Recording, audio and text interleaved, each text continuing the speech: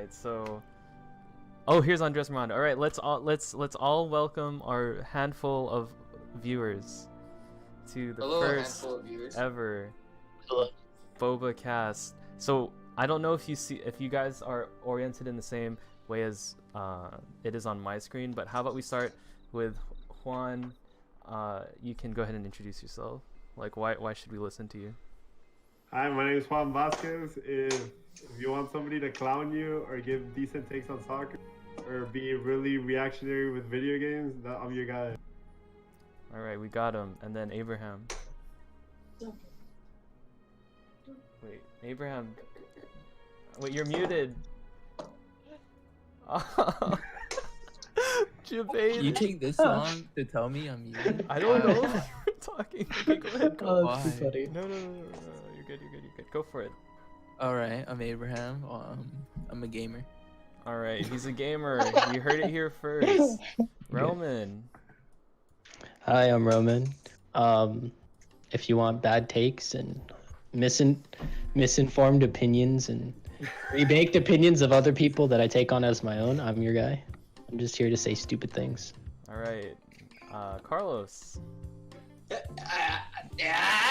Okay, and if you have any introduction, tell us why you're so late. Oh, okay. So I'm so late because You only have I 5 just came- seconds. I came back from McAllen, my hometown, and my power was out. I mean, my internet was out. Okay, fair enough. I'm happy to be Why, here. why don't you say that? Yeah, you didn't tell us. All right, I'm John Mark. My phone died. I'm yeah. just here. I don't have any opinion.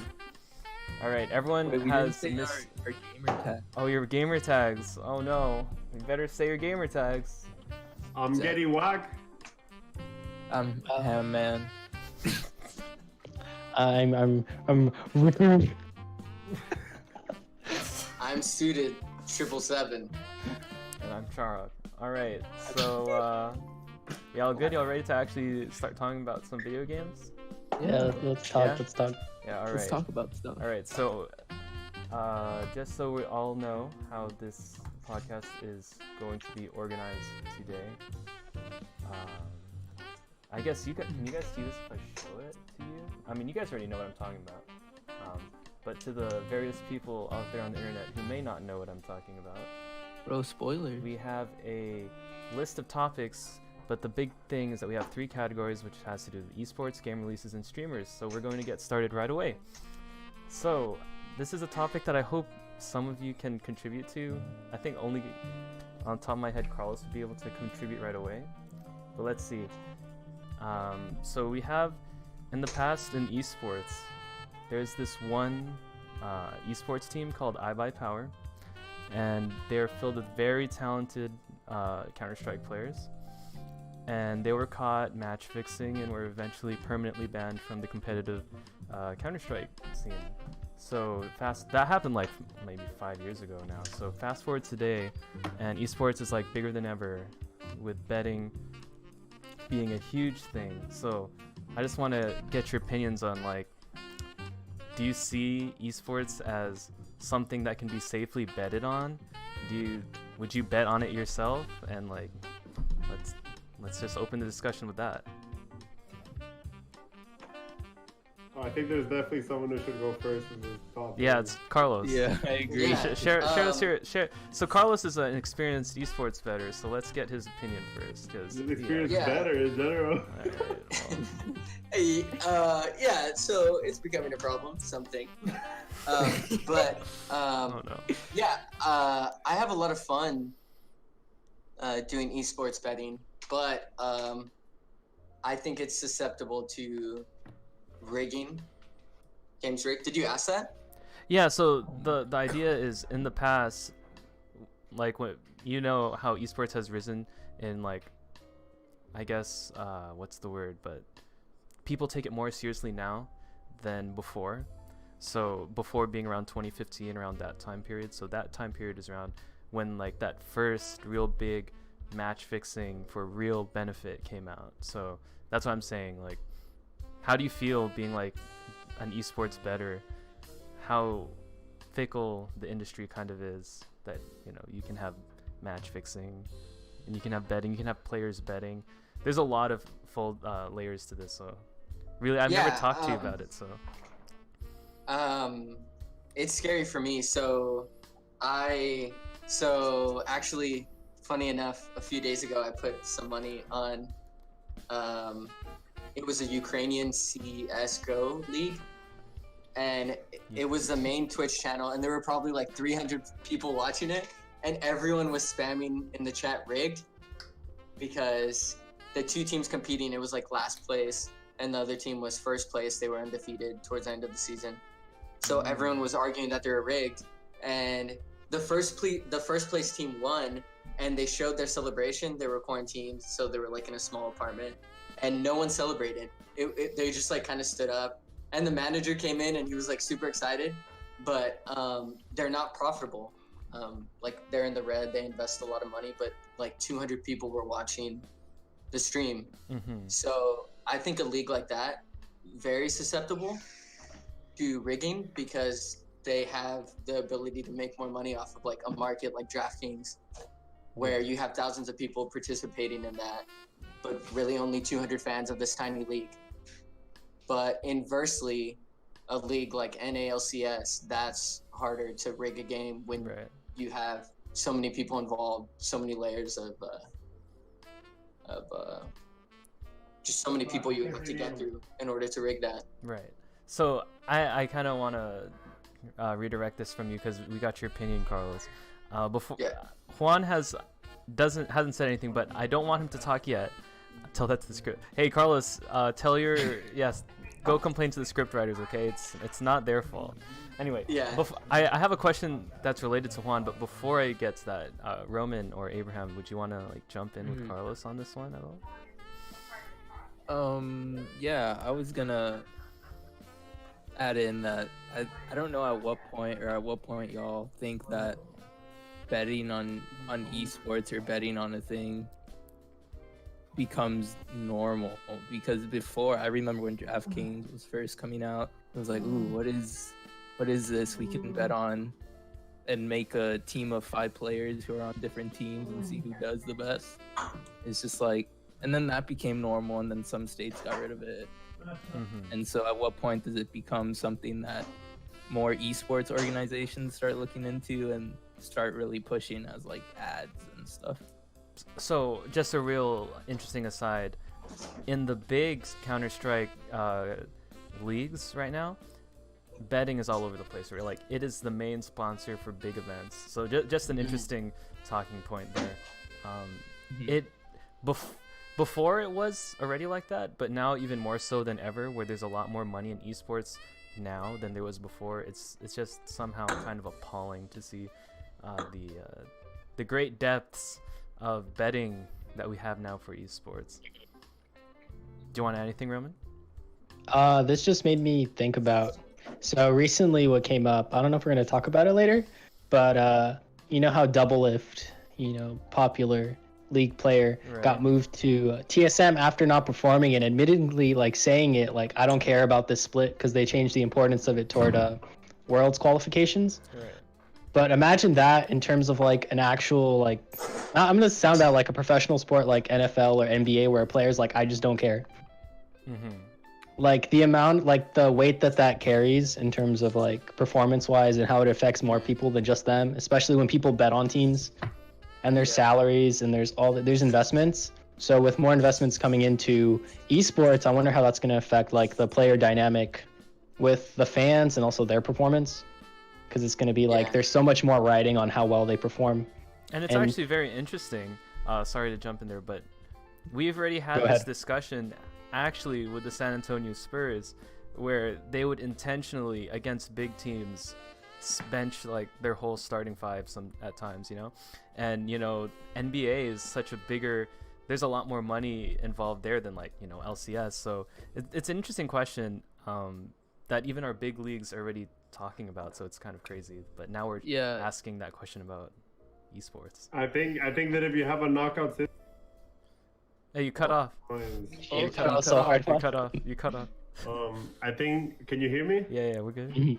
Okay, I think if you have in competitive sports, if you have a knockout system, that happens after your league system, your round robin system. Yeah. Obviously, teams are never going to try their best because it doesn't make feasible for you to like play your 100% in a league season and then in playoffs when you could just like sandbag until playoffs. You just have to be good enough for playoffs. Yeah. So I think that's something that like it's not going to affect esports because they do it in every other American sport. That's just the way it works. Yeah. So I don't think that it's something that in the end is gonna affect you because in the end, like Double said and stuff, like if you don't have to try your best in the biggest parts of the season, don't count. Well, then why is it a problem? In the end, if you do it when it matters, is what matters, and you can't hold judgment until later. Yeah. Well, going back to Roman said, if I can make a point, I think it's interesting. You were making a comparison between traditional sports and esports. I think it's a problem that esports still have. People aren't loyal to teams, unlike traditional sports. They're loyal to players and their personalities. So an org like Team Liquid is willing to, throw the bag at a player like Doublelift because that's more profitable than them churning out wins necessarily. Whereas the Spurs can play, they can bench their starting five and loyal fans will still watch. Whereas Twitch chat would complain if, Team Liquid wouldn't start their starting five. Good point. And just to touch upon that, I did want to save Juan last because I did want to hear his comparison between esports and like real sports, right? And that's a pretty cool thing to hear. So one thing I have to ask you then, Carlos, based off of what everyone said, since we're not really bettors, at what point does it become the bettor's fault for betting on a regular season game?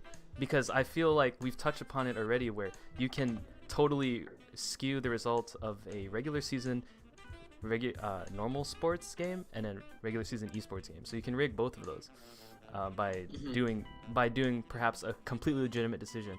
So at what point does it become the bettor's fault that something that seemingly could have been rigged, like it's not really the player's fault, it's the bettor's fault for betting so much money on that? Yeah, so something like esports is less reliable than a traditional sport, but every bettor looks at a betting day differently. But when I go into a slate, the things that I think about are ownership. Like I know I've explained this to Abraham a lot. I think like if I'm playing a big tournament versus a lot of people, let's say a game with like 26,000 people, I want a low ownership because I want to place in a higher percentile to earn money. So regardless of if I think the game is rigged or not, I'm trying to focus on teams that are not drafted high. That's what ownership means. I have a question. Why do you think that esports are less predictable than normal sports? So it's a couple of things. I think it's like that there's a high turnover rate with players, so the teams are unpredictable. They have new teams every split. The splits are short. And I don't know. I would say it depends also on what traditional sport you're comparing, because like basketball can be volatile. There's only a few teams that like dominate the season. Same thing with league. Like Cloud9 just killed everyone picks them. Yeah, so they have high ownership. So as a bettor, can you actually factor in all the potential for rigging and all that and just consider that like part of the skill of betting? So on straight up games, if you're just picking the winner or you're picking like how many points a player might score, those traditional bookie bets, so like the Las Vegas bets where let's say you have the Spurs versus the Nuggets, you pick the Spurs to win. You pick the Nuggets right now. Yeah. Regardless of the skill level, that is harder to play against a rigged game than it is drafting, like in DraftKings for esports, I'd say. Because again, ownership comes into play.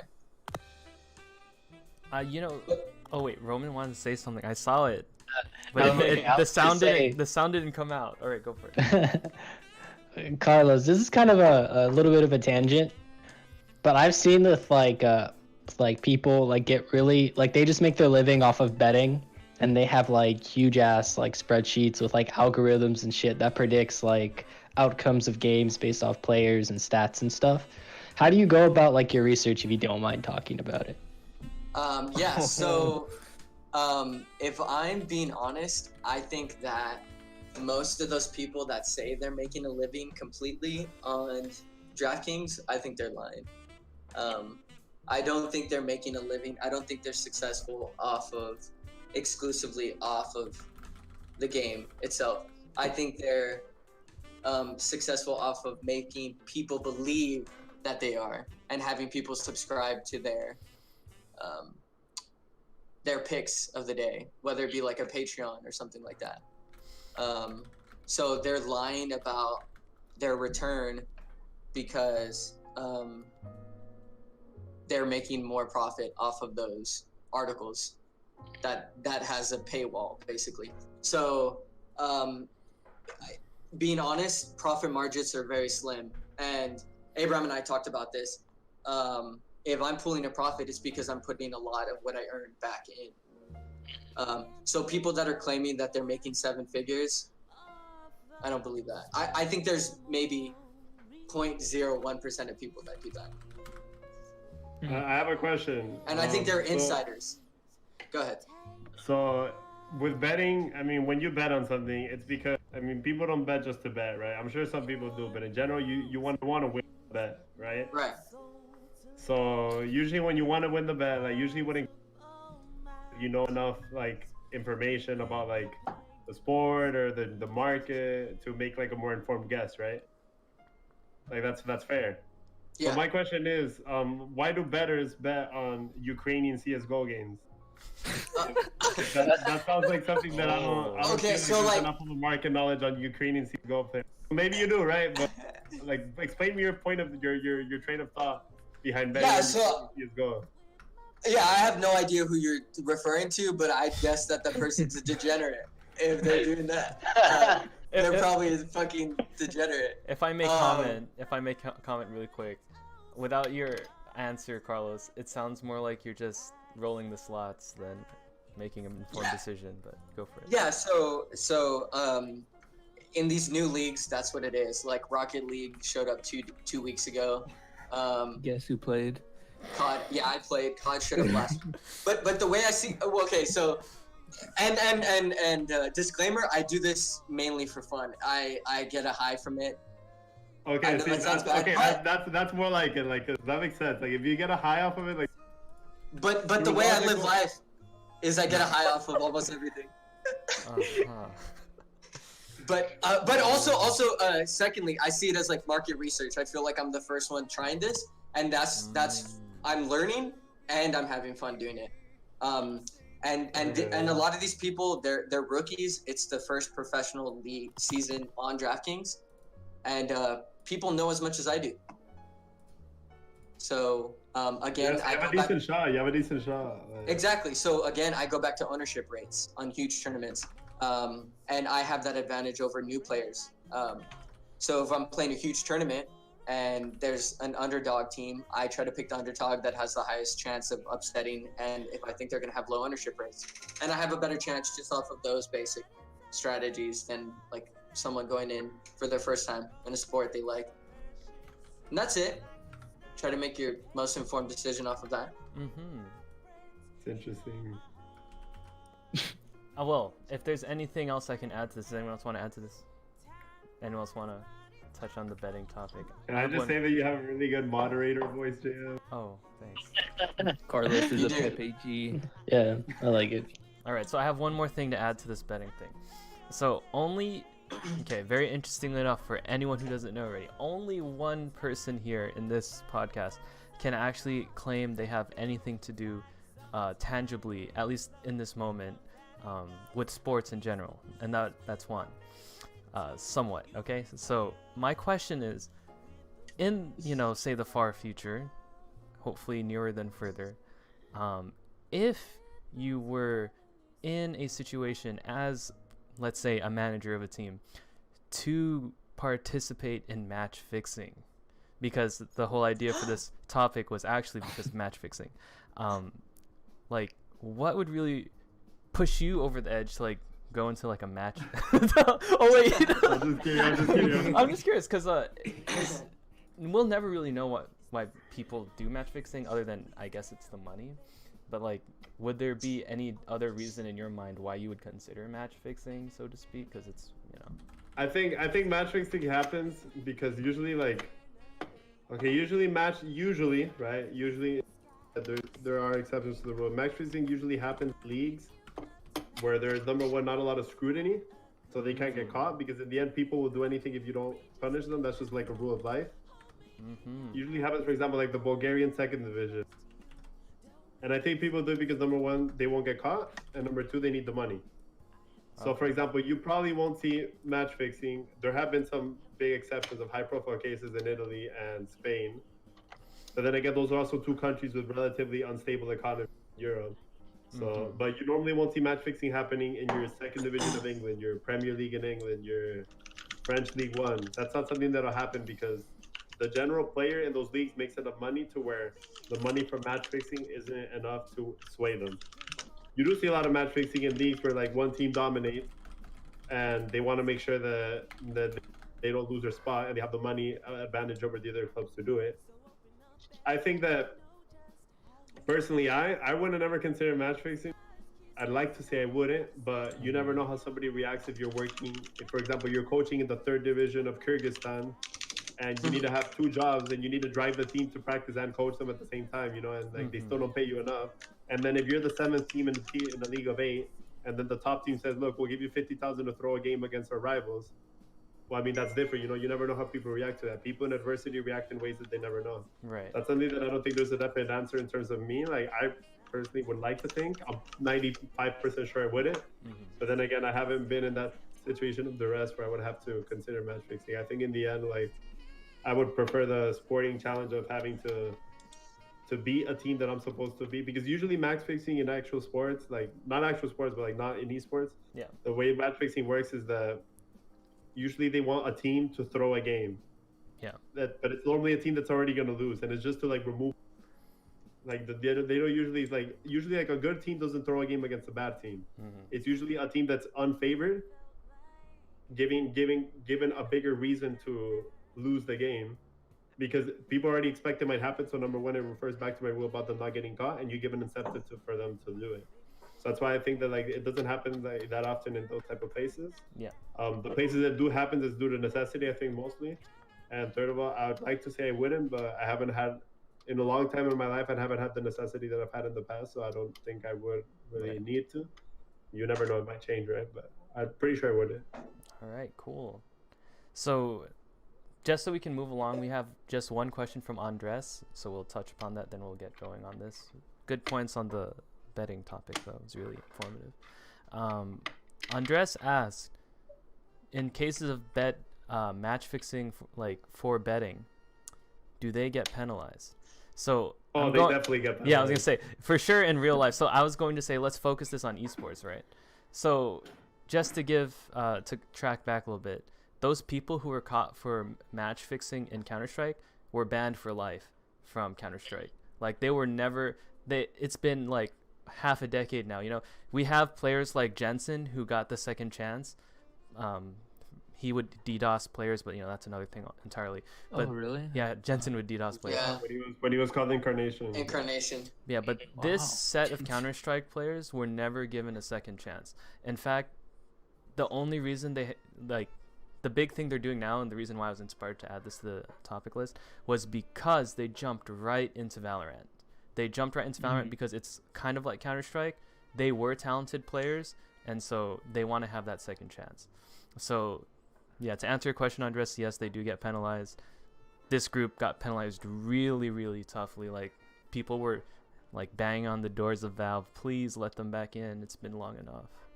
What are some of the names of those Steel. players? AZK. Oh, Steel, okay. AZK, he's with Brax, and Brax was caught. Yeah, Brax. Yeah, those guys. Was he also involved? They were all I by Power. Wait, I thought Brax Steel was back in CS:GO. Am I wrong? No, there's another Steel, Carlos. There's another Steel. Yeah. There's another Steel. Brax. Papega. Papega. Yeah. Brax was also in that CS:GO like gift boxes or whatever they do. Oh gosh, don't even get started on that. Yeah, oh gosh. that thing. Oh It's damn, Counter- Phantom Lord, bro. Counter-Strike has a really dirty past, and that's just the interesting thing to talk about. And All right, that's let's what we're move talking- on. Yeah, so we're gonna move The on best from ones that. have a dirty past. Yeah, Counter-Strike's great. So that was Good- esports Good betting. W. So I think we took about 15 minutes on this, so we'll go into this one here. The topic discussion headline, so to speak, I put here was, if you're familiar with soccer in the United States, everyone's saying promotion relegation for USA. So instead, I put here promotion relegation for esports, because nowadays we are moving really fast away from the open tournament style system and into this world of franchising, and you can stay in this league and continue to make money regardless of how good you are. So I'm just going to lay it on the table before we go on for discussion. We already know LCS and LEC, which is Europe, are already fully transitioned into the franchising system. We have partial franchising systems where you can have promotion relegation happening in the bottom half of the table and the top half of the table. Well, not necessarily the top half, but half of the teams are franchised in, meaning they will never leave, even if they are terrible. And then we still have esports such as Counter-Strike and, hypothetically speaking, Valorant, where we're going to have full-on open tournament style system still. I think Dota also applies. So whoever would like to take this first, what do you prefer, or as a spectator, right? Not as like a competitor or anything, but as a spectator, do you want to see like an open tournament style system, or do you like seeing your favorite franchise, and I'm sure Carlos will be able to talk about this a lot, do you like seeing your favorite franchise have stability in the sense that they can never leave the top flight of competition? Who wants to give a go? If no one wants to go first, I'll go first. Yeah, let's let Roman. Yeah. let's Yes, let Roman. okay. So what comes to mind to me is like NALCS and the transition to like a franchising system before, where it was like promotion relegation, and you would just have the same players being recycled if they were on like a bad team that got relegated. And so I think that in terms, I'm gonna apply it specifically to that like league format. No pun intended, I guess. But because I think it was a necessity for a brand of game that isn't necessarily, it is big, but where growth can peter out really easily. So League was by far like the biggest esport for the longest time, right? And I think you can still consider it that in terms of like as a team esport. I don't know. You saw like how other esports like Fortnite, although it's not really an esport, but as a game, it shot up in terms of content and viewership. That's an esport. That's an esport. But I think that it was a necessity for that league because you needed it to create stability for there to be at least 8 teams that are always going to be around. Because at some point, if people are they're seeing it as a bad investment to just throw in a team and throw money at it, you don't get those.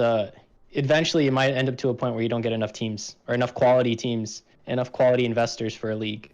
So I think for like that as a watcher, as a viewer. Sorry, that was. So I think about it this way, comparing it to like say like the NFL, where there's a shit ton of teams, right? And it's usually regionally based, which is cool. Overwatch tried doing that. But in terms of like, no matter how shitty the team was, as long as the franchise has money, they're still there. I think of like the Cleveland Browns. They're the worst team all the time. But whenever I was in Cleveland, you saw people wearing Browns gear, and people were Browns fans, regardless of how shitty they are. Yeah. And so I think having that stability for franchise as a spectator is good, because I don't think we would have CLG, for example, anymore. How shitty! Have you heard anything from CLG? Like, how are they still a team? If it wasn't for franchising, they'd be fucking gone, I think. Yeah. And so I think that. Okay, you go, Carlos. No, go ahead. You can. I forgot what I was gonna say. So you Carlos. I'm so sorry. Jump in. I wasn't even worth it. I just wanted to say people love to be shit in a franchise. And that's why it's good for business. You hit it right on the head when you're like, hey, Cleveland sucks. I'm so sorry if someone watches this and they're from Cleveland. But Cleveland's a piece of shit. And everything's probably the best thing that's ever happened to like Cleveland is LeBron James. And no, I'm just kidding. I don't mean that. But what I'm saying is that overall franchising system, I think, is overall for teams that are like that teams are in a slump. I think it's fun for it's good for business, and I think it's fun for fans to not only support players but support the staff. And a lot of times staff, owners, those get cycled out. They don't stay with relegation systems. And like just thinking of the greats in NBA, I think they're just as vital to a sports team as the players are, especially when they're recruiting talent and stuff. I think what's more beneficial is a franchise system, and then you have like an academy system that's coupled with that. I think that's better for regional growth in talent and business for the league overall. Yeah, so there's still a means to where like people can move up the rank and get into an area where they can get into like get recognized, right? A pro team. Right. As opposed to just being closed out because of investors and you have to get into a big team. I want to add a bit about the regionality. Do you think franchising within a region, like let's say league's all based in California, right? LA area. Let's say those teams, let's say we had like C9, I don't know, like Texas or Houston, right? Whatever, right? Wouldn't that raise just like the profitability of I can actually comment on this.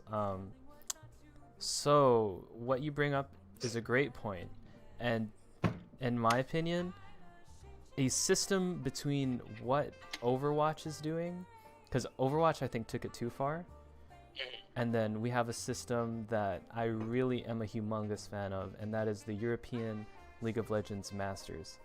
So essentially this system replaces the NALCS Academy system, where, as Carlos said, you would hypothetically have a A-tier league and then an academy league, right? A feeder league.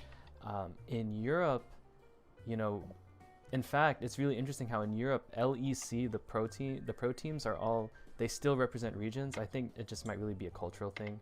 But even in the EU Masters, all of these teams are based out of their countries. It's really like a lot of regional tournaments leading up to a main tournament, so that talent in, like you say, regionalized areas are in focus, and you have teams, professional teams, kind of like sponsoring smaller teams in these regional areas. You have like Ocelot, I don't know, is he Spanish or something? He's Spanish. He's Spanish, yeah. You have Ocelot. He has his pro team. I forgot which one. God. But G2. He also sponsors amateur League of Legends teams so that they can compete into the EU Masters. So it's just an interesting system that I really wish we could see in like United States, but I really don't see it happening yet. I think the main difference is the sporting culture of the US versus very different. You're cutting out a little bit, but this is a good point, so hit it on the head. The sporting culture in the US is based off competing at the top in parity, right? So then that's the best way to maintain it with a franchise.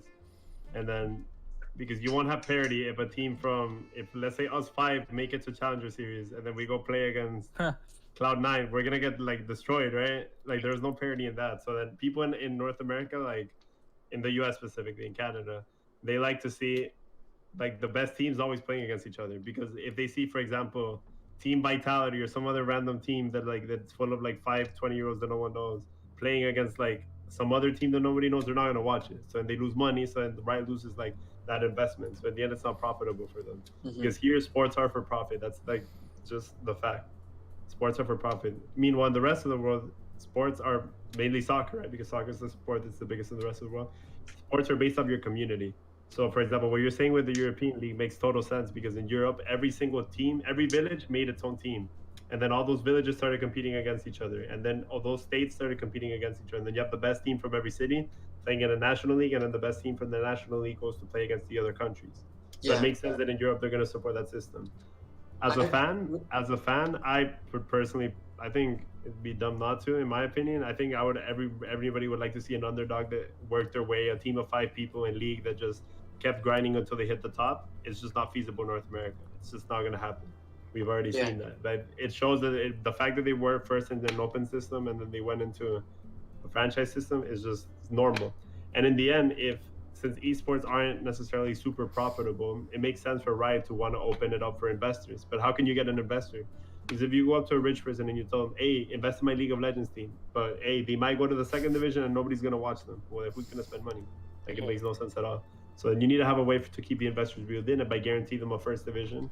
But it makes total sense. That's what happens in the MLS, for example. People put money into the league because they know that their team will always be in the first division, and they can always have their team playing against Zlatan or Chicharito. That's the reason why it happens. But the sporting culture is such in the rest of the world that if you're Spanish, you're going to support a Spanish team. And even if you're an esports fan and you see there's a Spanish esports team, you're going to want to support them, even if they're terrible, but at least if they play a German team, you can be like, oh, hey, we're better than them. You can have that pride. That's just the way that sports are over there. So I think to answer the question, like what you were saying, that it's really interesting. It's just normal seeing taking account, because in the end, the most important thing for sports in a country isn't the infrastructure or the population, it's the culture. It's the reason why countries with like 3 million people like Uruguay and Croatia can do so well in some sports, because they have that sporting culture. And the US just has a different sporting culture where people just want to see the best of the best.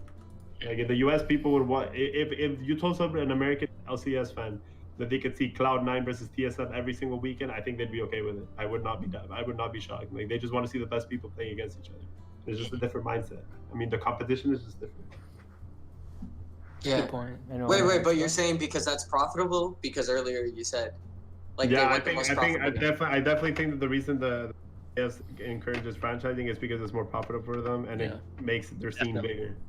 Yeah. If not, they wouldn't do it. If not, they wouldn't do it.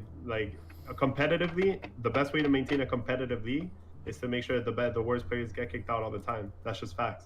It's in any way of life. Survival of the fittest, Charles Darwin. But if you're having a league where you can't have a new team play their way in, and you can have a team that's underperforming and still stay in the league, then you're not valuing competitiveness. But I don't think the team matters. I think the players matter. What does the team matter? Because if us five make a team, like, we can get a following. In the rest of the world, you build a small team, you start moving up the ranks, you start getting promoted, you start building your following, and then you start competing at the top. So the team does matter, just not in North America. For an NALCS, it doesn't matter, because in the end, people here care about the players. Yeah, no, but so what I'm saying is that, yeah, because the United States, I agree with it partially. Like, the United States is geared to having their, I mean, the United States, when it comes to capitalism, we're challenger tier, right? But so when it comes to like, let's say basketball or football, the owners are geared to making their team as profitable as possible. Sales, like branding their players and putting like locking their contracts with their team. But I would argue that those the reason why the United States is the best in the world in those sports is because sports are like culturally significant to regions. Like, just soccer is more important to other countries than it is to the United States, and we lag behind. The United States dominates basketball internationally because it's probably the most significant in the United States. I just see it like that, and I don't really think it matters that teams are relegated. I think that naturally happens with players. Like, we see it in the NBA all the time. The players don't perform one season, they're gone. I see your point. That's a very interesting point. I think that the only way for you to see what I'm trying to see is that in the rest of the sports in the world, mainly it's because there's only really one big sport that the US does, which is soccer. And that's the one that has like the system, because all the big sports in the world, apart from soccer, are all kind of American sports. And then they all copy the American system. So what you see is that these players, the small players in a sense, by playing in a smaller team and bringing that team to the limelight, they become more reputable players. And then they are able to work their way into becoming famous players, and then become those players that you say that matter. That's the reason why it's different in the rest of the world, because in the rest of the world, like, for example, in the US, it's really different in the sense that you have that team and they're in there, and then you say that, and then the players do get weeded out. Obviously, if you underperform, you're gonna get weeded out. but there's never a chance for like an unknown player to just randomly come out of the scene. Like it's a lot more like you start in the academy, then you go if they want to. For example, Team Liquid just had this their ADC that they had to bench one of their best players for it, and then that came out of nowhere. Like in any other time in the past, that would have never happened. They would have just kept him in the academy team. He would have rotted there, and then it had to happen what happened with Double Lift for him to actually get a shot. When in an ideal, well, not ideal, in a different setting, he would have played for another team that would have gotten promoted, played against Team Liquid, shown them how good he was in the games between them, and then they would have been like, okay, this guy's interesting, we could get him. That's why it's just a different approach. Wait, you're saying the academy approach? Sorry, I think you cut out for a little bit. Is not the most efficient way to getting the best talent? I personally don't think so. In the sense that you can an academy approach is good, but you should complement it also by having, because what happens. You see any big soccer team in the world, and they have some players from their academy, but they also have some players that they get from other teams. And then some of those players that they get from other teams, they don't always sign them from. You don't see United signing 5 Real Madrid players. For example, United, Victor Lindelof came from Benfica. Before he went to Benfica, he played for a second division Swedish team. That second division Swedish team got promoted to the Swedish first division. They were never there before. And then that's how he was able to get into the limelight and get signed to a better team. So that's why, like, I think if you have a mix of both, you have an academy system so that in the end you can control how you like mold your talent. So for example, you see a super good mid laner, and he plays really aggressive, but your team is known for playing with like control mids because you have like really aggressive top or bot. Then you can start to like train them and be like, okay, we need you to start playing this. We see you have the potential, start playing like that, and then that's the purpose of an academy thing. And in the end, an academy is much cheaper. Because in the end, you already have the player, you already have their contract, you already have their information and everything. Yeah. Right. I think the mix of the two would be the best for talent identification. That's how it works in soccer. All right, I'm gonna have to stop really quick here. Sorry, but really quick. Do you have an ad? No, it's not an ad, but it's more like it's more Audible. like a segue because I really think that we're already digging into the next topic. We are. On our podcast, which is. It's not just the LCS that has a problem with esports. In fact, Who is it? It's North America. And we've already talked about this. There's a lot of evidence that's been coming out in the past few months where we, not just tournament standings wise, but deep down into the foundation of esports, we see problems where teams aren't really professional in North America. And at the end of the day, the results speak louder than whatever rumors we get. By far, in every esport across the board, North American players perform worse on average than the rest of the players in their respective leagues. So we're already talking about this. We're already talking about how, the difference in development that we see in North American players. It's just so interesting how it's not just soccer, it's not just League of Legends, it's not just Counter-Strike, it's not just Dota. It's literally every competitive thing that we can see.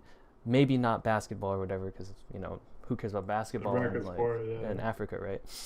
But in every competitive thing, North America is lagging behind, and we see evidence of the problems of the system, not necessarily the players or whatever. It's all about the system. Hold on one sec. Carlos, Undress had a question about Academy, but we can talk about that. But yeah, I just wanted to move into that portion because you guys were already talking about it, and I feel like if you had anything else you had to say, go ahead and drop that. But I really felt like you're already digging deep on this. And there's something I wanted to talk about that was definitely related to that and comparing NA and other places of the world. But yeah, we can talk about the Academy thing first real quick. So Undress, or do you want me to talk about it or just bring it up? Sure. So here, let me go. So Undress says, when I was really into watching LCS, why did I stop watching the stream after the main game ended and the Academy game started? Why didn't I care? And before anyone gets into this, I'll just throw in my own opinion on that, and then I will open up to you guys. Yeah, go for it. Academy, at least if personally, I always watch NA, right? So Academy for NA meant me watching the TSM Academy team. And what did that mean? None of those players were ever going to go to TSM. None of them. That is the cold hard truth, because TSM is a buying team. none of those players had any relevance. Okay, so that's just my opinion. All right, on to you guys. I think Carlos wanted to say something. Okay, Or you can. Roman. Oh, okay. I was just gonna say, I think what Carlos mentioned earlier, or someone did, I think it was Carlos, that viewership, especially popularity of matches, is personality dependent and player dependent as opposed to team relevance.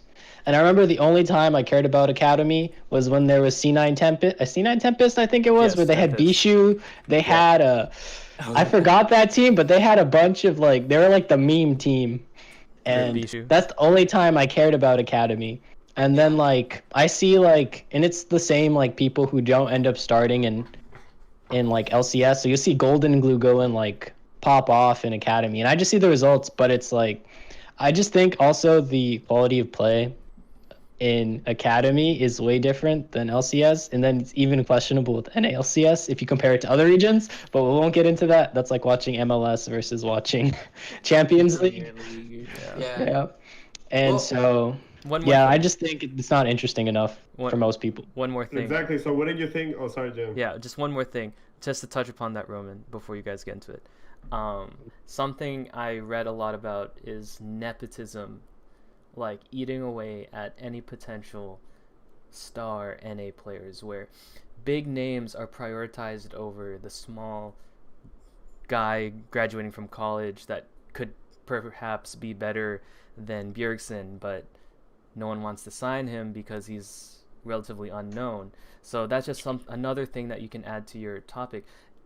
Academy system in NA, a lot of recycled names. They have a draft.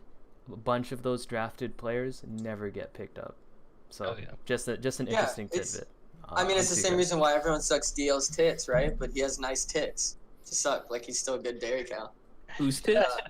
A double lift. Double lift. Oh, DL. But I think Juan wanted to say something, and then I wanted to say something about Academy. Yeah, what I was gonna say to Roman is that I understand.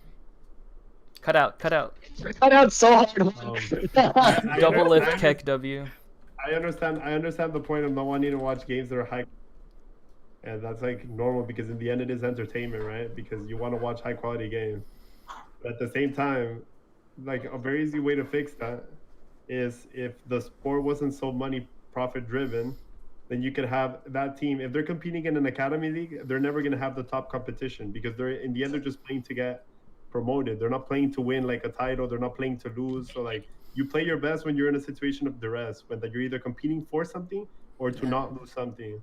So then if for example that team with Golden Glue and Bishu or whoever the other trash players were in, if you put them in a second division, that they can get promoted to the first division. And then they go into a playoff and play against an LCS team that's been struggling. That's when you really see the improvement of players because they're both playing to the same goal. And then you can compare those academy players not just to other academy players, but you compare them to the first division pros. And then if the academy players beat them and take their spot, well, they played against each other, and then that's how the system works. That's how you increase competitiveness.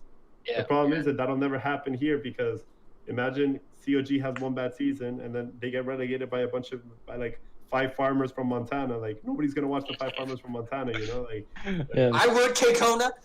I would too, but the thing is that's not how the sporting culture is in the US. So we go back to what I'm saying. Definitely. It's about the culture in the country. Meanwhile, you get in Europe, people watch third division games if it was first division games. People kill each other and shit over Serbian third division games.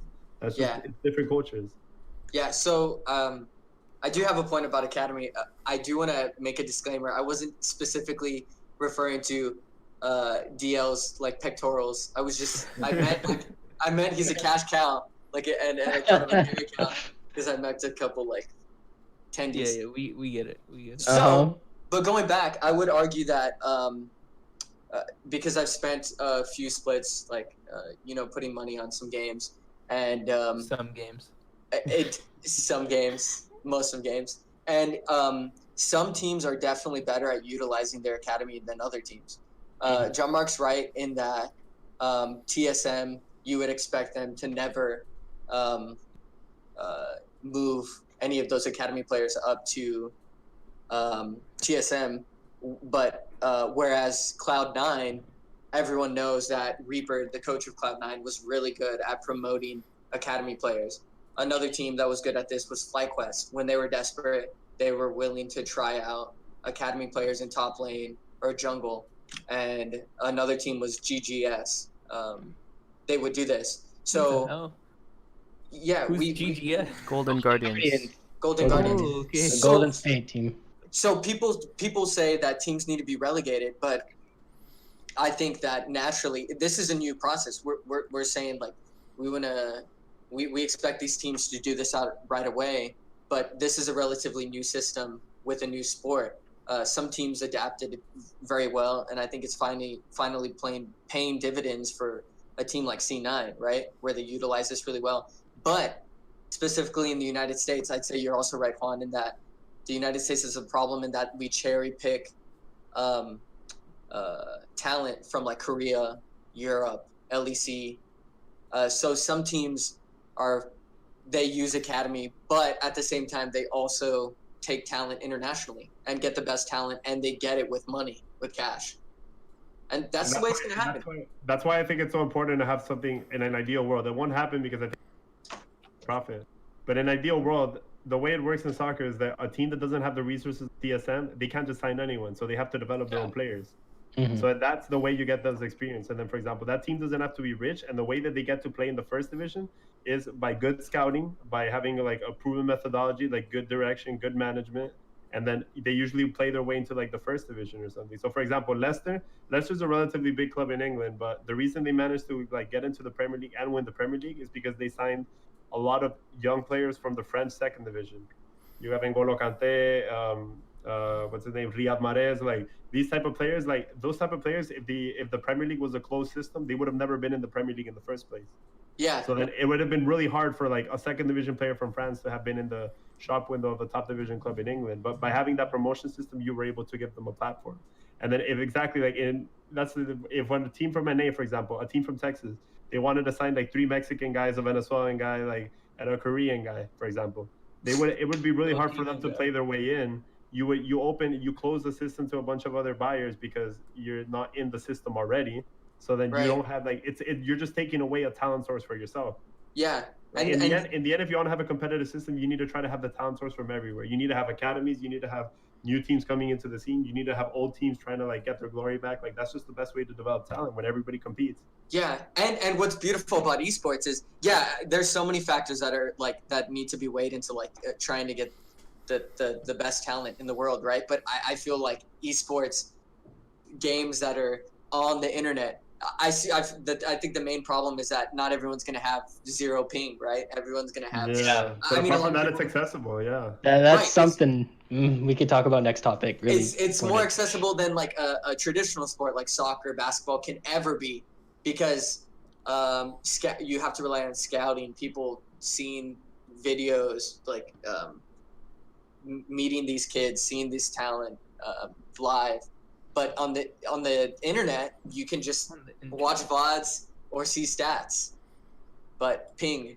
I mean, you can do that in soccer too. It's just like I think it's a bigger identification, like the US, for example. In Europe, like they get players from like random ass countries. Like for example, the Fnatic Millionaires from Slovenia. Like who would have ever thought to look for a pro league player in Slovenia? Like that's just good scouting. I think it's in America. It's not a medium problem. I think the problem. In the end, it's conducive. Okay. What happened, Roman? I think the difference between NA and like EU also, and you could say it's with soccer too, and I think it's interesting how it's like a league in terms of like the player pool is so much bigger. If you think about internationally or just everywhere else in the world than the US, right? So NA versus the rest of the world. Of course, if you consider like Mexico and South America, in soccer it's different. But like in NA, I think things that are holding people back are we talked about ping, right? Ping is so ass.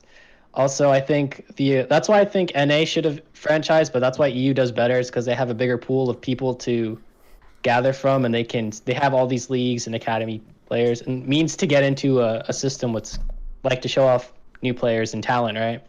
Whereas in NA, I don't think there's that avenue, and there's not a means to like show it off or develop players as much as I think in a different region.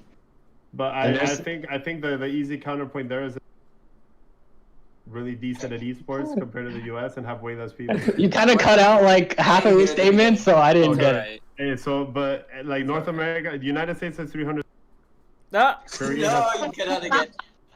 I'm Wait, sorry, can you that's hear so me? funny. Can you hear me? You like come Yeah. up with the same point every time. Okay, the United States has 330 million You people. got closer. Wait, can you hear me or not? Yeah. I can't hear you, bro. I can't hear you. Oh my god, hold on, give me a second. You might want to change your Discord mic sensitivity, bro. It helped a bit, so it might help you. Let me change that. Give me a second. No. Yeah, we can hear you. We can hear you. You just cut off at the same We point. can you hear me now? Yeah. Do you hear me better? Yes, you sound great, Juan. Just keep talking. Keep talking. Okay. Say your point I again. think the easy counterpoint there is that there's countries that have a lot smaller like population and compete. Like for example, like there was a world where like a Taiwanese team made the quarterfinals, and Yeah. then an A team didn't. So I don't think the player pool plus EU only has like I know it's like obviously like it sounds kind of dumb to say they only have 100 million more people, but in the end like it's not like EU's using the whole player base. Like I'd wager like a bigger percentage of the NA population has access to like decent internet than the EU population. Because Yeah, just but of, we're like, plagued with the- console players, bro. I mean, Well, fuck. like that's why I- I think I don't know if population is that significant in the sense. I'm just saying that I think I agree with your point. I don't think that your point with the Taiwanese team counters my point at all. I think that it's great that, say, like a league is open to having a ton of different regions compete, right? And you can draw talent from that. So a Taiwanese team, whatever politics aside, can come into like the LPL and like wreck shit up. And I think that but like NA needed to franchise, I think because the player base was not big enough to justify having an open like bracket to come in. And then people were abusing it too. So you could say like the old C9 roster would go to old teams in the promotion tournament, right? And they would send high in like Lemonation and balls to like boost the team to 1, and then they would sell off that slot in NALCS. Another thing is, I personally, sorry, let me just make this the point. Like you guys couldn't hear when my mic had problems. The point I'm trying to say, I really don't think population is significant at all because Korea has been good at esports like almost their whole life, and they have 50 million people. I think the biggest point is the culture. No, I agree with you. It's the culture. It's just a whole bunch of things. I don't think it's just population. I agree with you. Culture is huge, and that's why Korea's ahead of us. But I think any culture is. I think it's a really big issue to tackle. I'm saying that population to draw from is also a thing, and they have normally lower ping than us. yeah. So going back to what you said about Korea and China having so their culture drives their market. Like the fans love. I don't know if you've seen those games. Like those fans are crazy AF. Yeah. They're like WE and shit. Yeah. And I'm like, what the fuck? But in the United States, they're unlike any other region in that they're really pushing to create their own market, unlike any other market in the world. LEC, LPL. Franchising centralizes funding, so it legitimizes the sport itself. And there isn't any other region trying to do that. NALCS is trying to make their fan base. They're trying to bring people in to the sport. That's what's beautiful about. I mean, I don't want to go back to DraftKings and beat a dead horse, but I'm saying that's the fact is that's one tool that NA utilizes, unlike any other place in the world. All of a sudden, you have traditional sports fans like figuring out what league is and CS:GO because, again, maybe they're degenerates and that's the driving force. But regardless, they're thinking, hey, maybe these nerds are onto something. Like this is kind of dope to watch. And, no, I agree with you. I definitely I'm pretty sure I said this in the beginning, but I think that franchising was the right thing to do for the LCS. It's the shit thing for fans, especially people who have knowledge of the other types of cultures.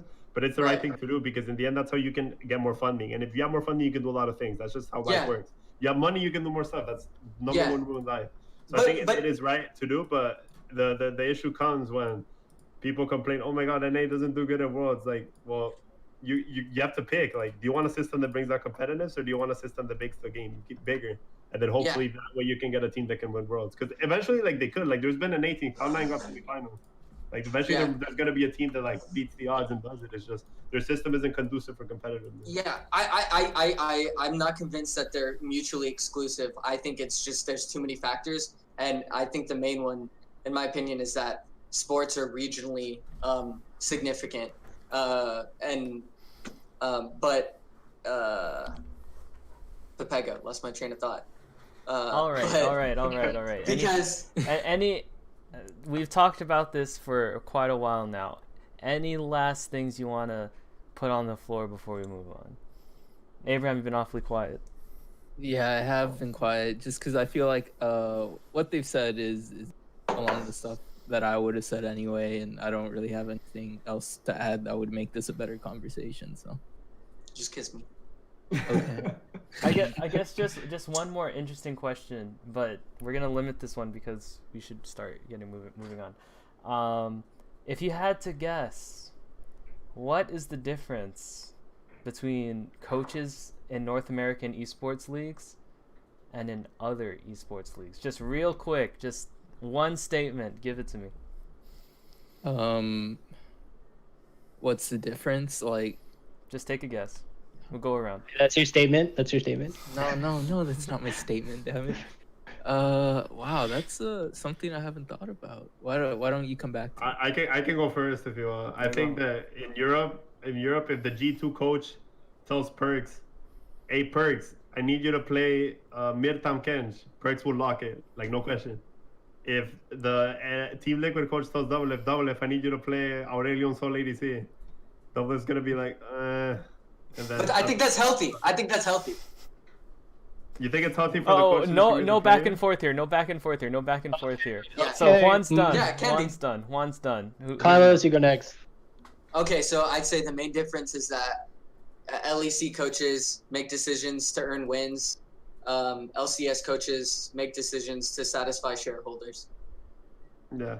That's interesting. Good Wait a statement. minute. I was just gonna say like respect. That's You a good said point. one word. No, that's Said one actually word. that's exactly what we're looking for here. Roman? Thank you. When we talk about coaches, we talking about head coaches or like Coaching team in general. What? You can say whatever. Okay, I think because you can bring Korean coaches over here that doesn't necessarily produce results. I think it's more of team culture.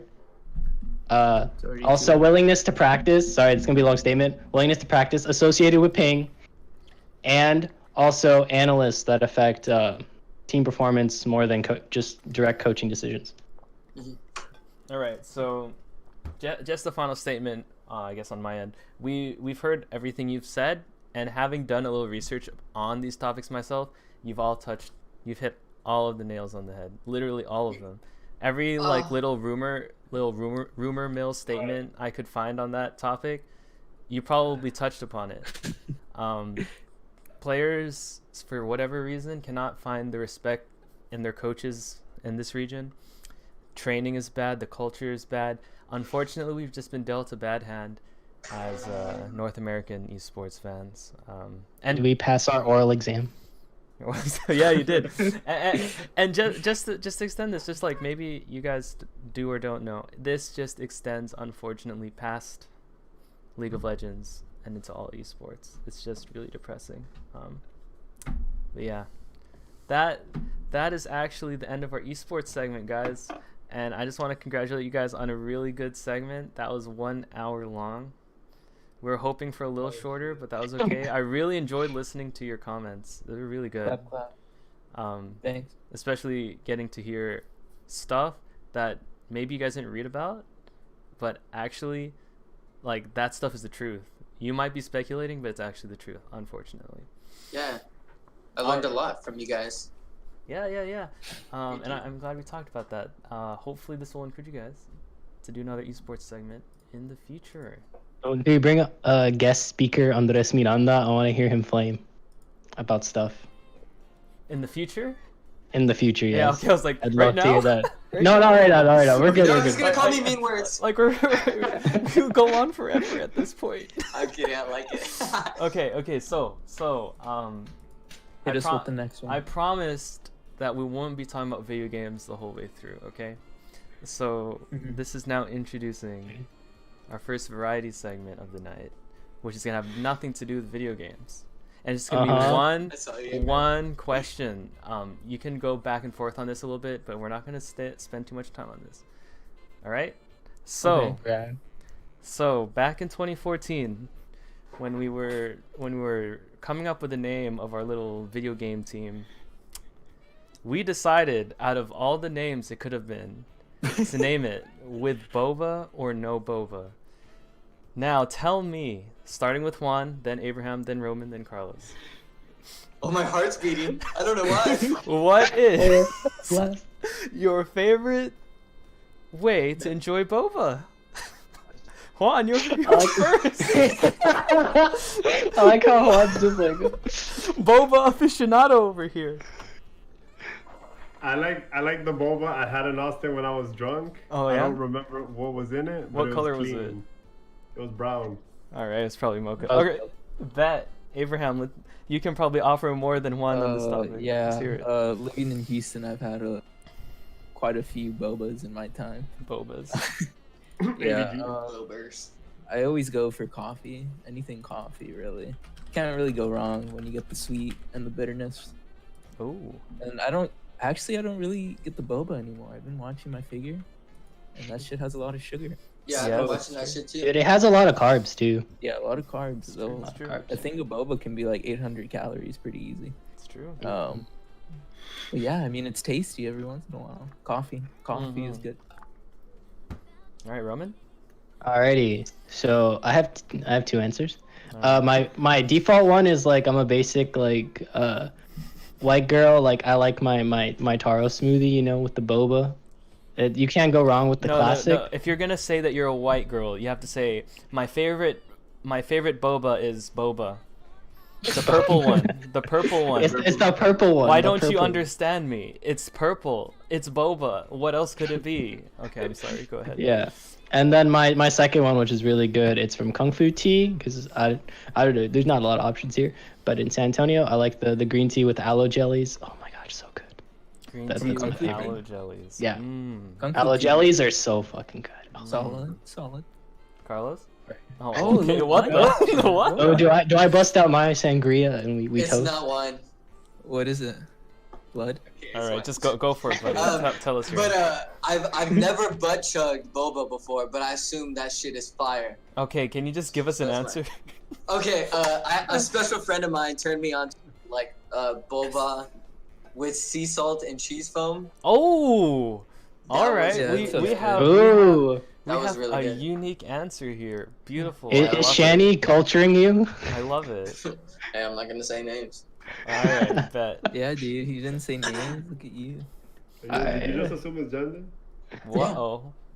What about you, Jam? As a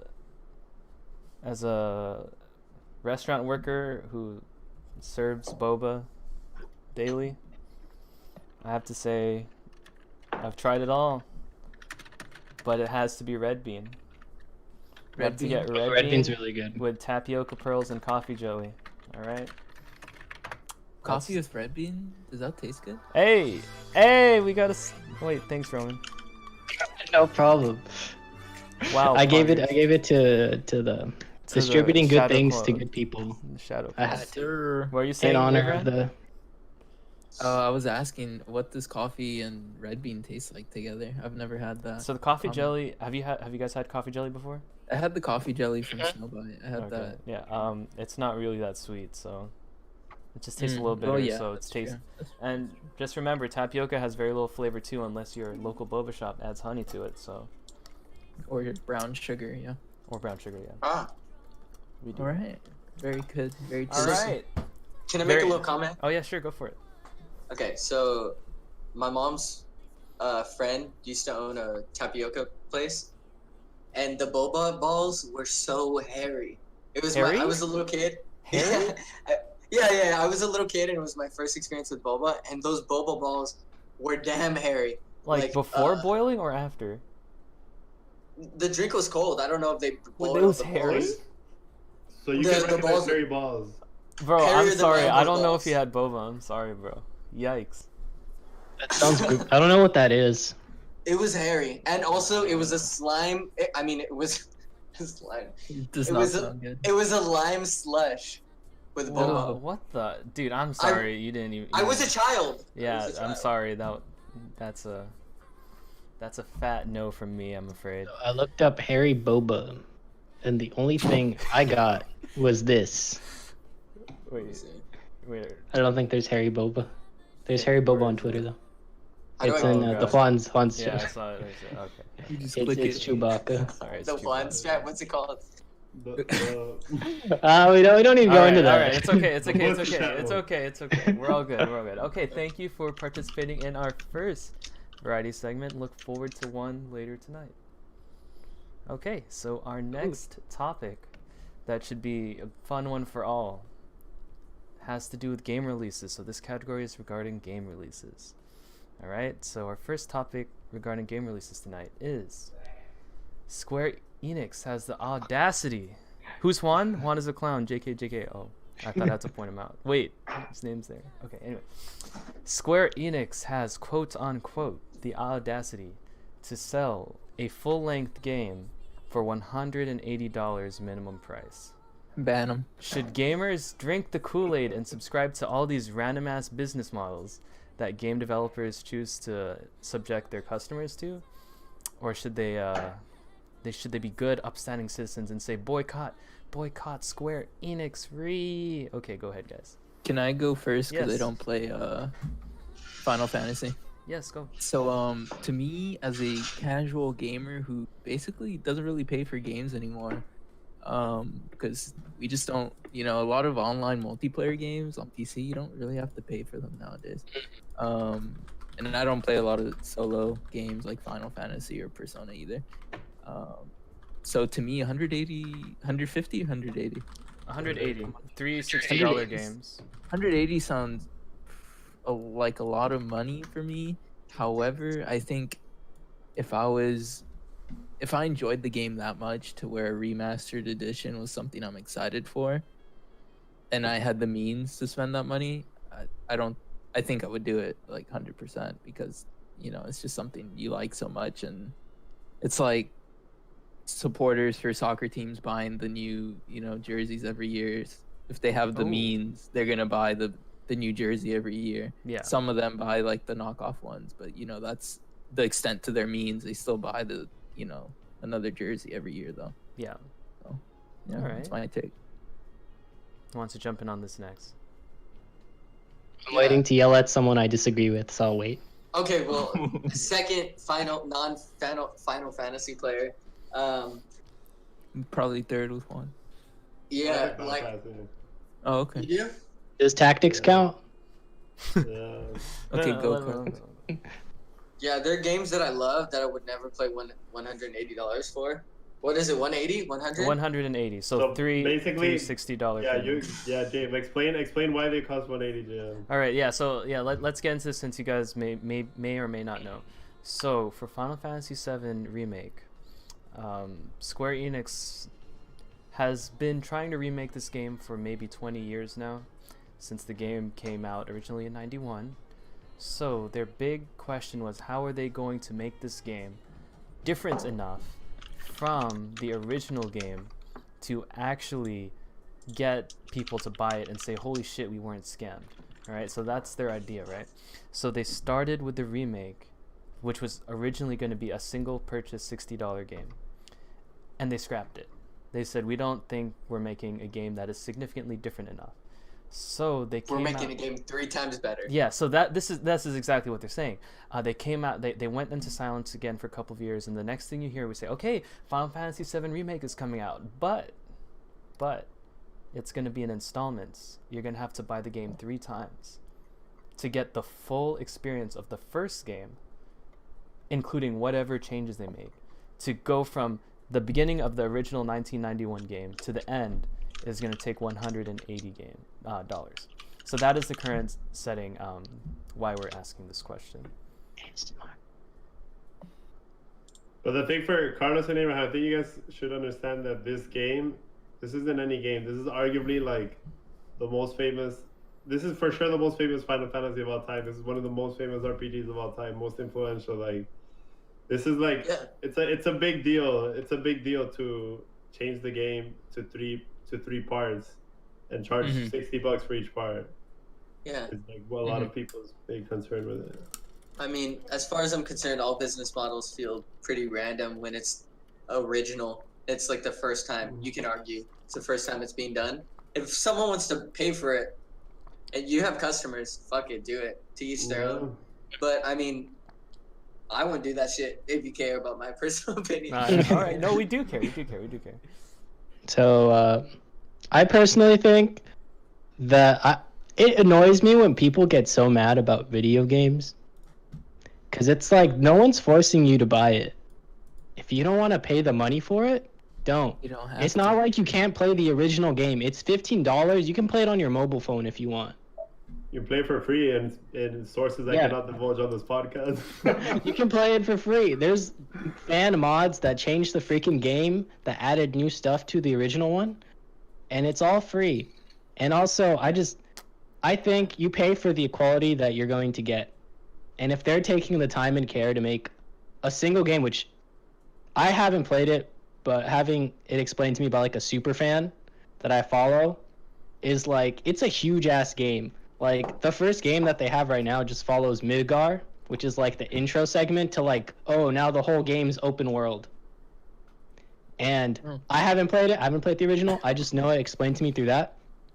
And it's like, if I was an original fan, I'd totally be down. If they're going to take the time and care to like make it great and add more content to it, I'd buy it. Also, every installment is going to be at least 5 years apart. Holy. Oh. So like, you're not going to expect the sequel for this part for another 5 years. So it's not like you're paying $180 up front. It's like you're buying a parts of a trilogy that comes together for a whole thing. That's pretty cool. Oh, so you're paying 60 each time? Yeah, three Yeah, it's a installments game. of 60. Yeah, you have to pay 63 times. Oh, so they played themselves being too honest.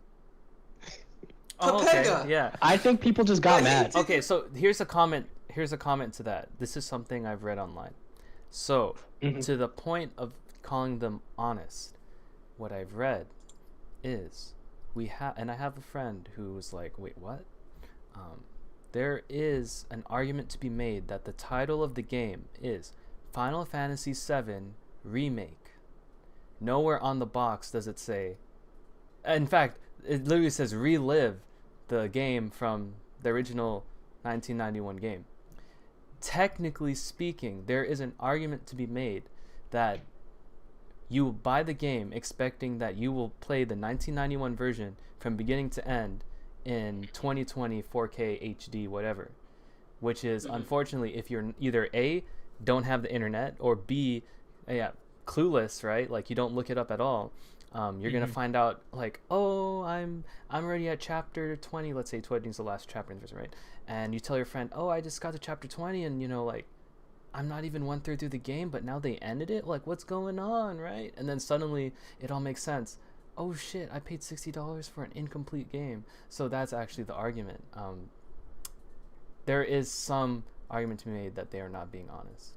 Can I ask a question That's what about I that? think. Wait, no, you Go ask ahead. a question. No, No, go ahead. No, you go. Oh, I just wanted to ask. Okay, so is this storyline different at all? It's exactly the same. If you take the outline of the game, right, it is the exact same outline. They are fleshing out parts, for example, that were just given like, oh, this happened when, let's say, like this happened. That's what happened in 91, right? It's just a text message, this happened. Whereas now you have a whole gameplay experience where you do something for that chapter that was originally just this happened. So to that point, they are adding new content that you did not play through before. Okay. So And my point of No, it's fine. Go. What were you gonna say? I was just gonna say that this game is like a 40-hour game at least. And so it's basically a whole game. You could pay $60 and you could play a game that's like 15 hours. Yeah. And interestingly enough, before I guess Juan gets his thoughts together, there is the whole well, back in my day, I paid $30 for a 120-hour game. That is another argument that we're reaching, where people see a title of a game that reminds them of the past. Maybe they are not gamers, but in this moment they say, oh shit, my favorite game from 20 years ago is back. I have to buy a PlayStation 4 and I have to buy this game. And suddenly they play through it and they just find out, wait, $60 isn't enough to play the whole game. No one ever told me this. And that is honestly the most outspoken group right now. The people who did not know. For what it's worth, our friend Andrew did not know that the game was split into 3 parts. I was gonna ask, until he is bought that like a big proportion of people? Because I feel like if you're a fan of the series or the game, like you've read something about it. You know Good question. Good question. It might be a loud minority, but I think it's Yeah. also that people just aren't researching before they buy something, which is something you should always do. I think you have the internet. You could talk to the guy at GameStop and be like, "What's this game about, man? Tell me about it." And I think like it's happened to me before, even before this. Like when I had a PS2, I bought this game. I had no idea what it was. It just looked cool, and then I found out it was the shittiest game ever, and I wasted $30. I think it's part of like the buyer thing. You're just being an uneducated buyer, and then you complain because it's not what you wanted. But it's like, it's not like it advertised itself. Well, actually, no. That actually might be in question. Debating on how they marketed it on the box. I So can you get could- the box right now.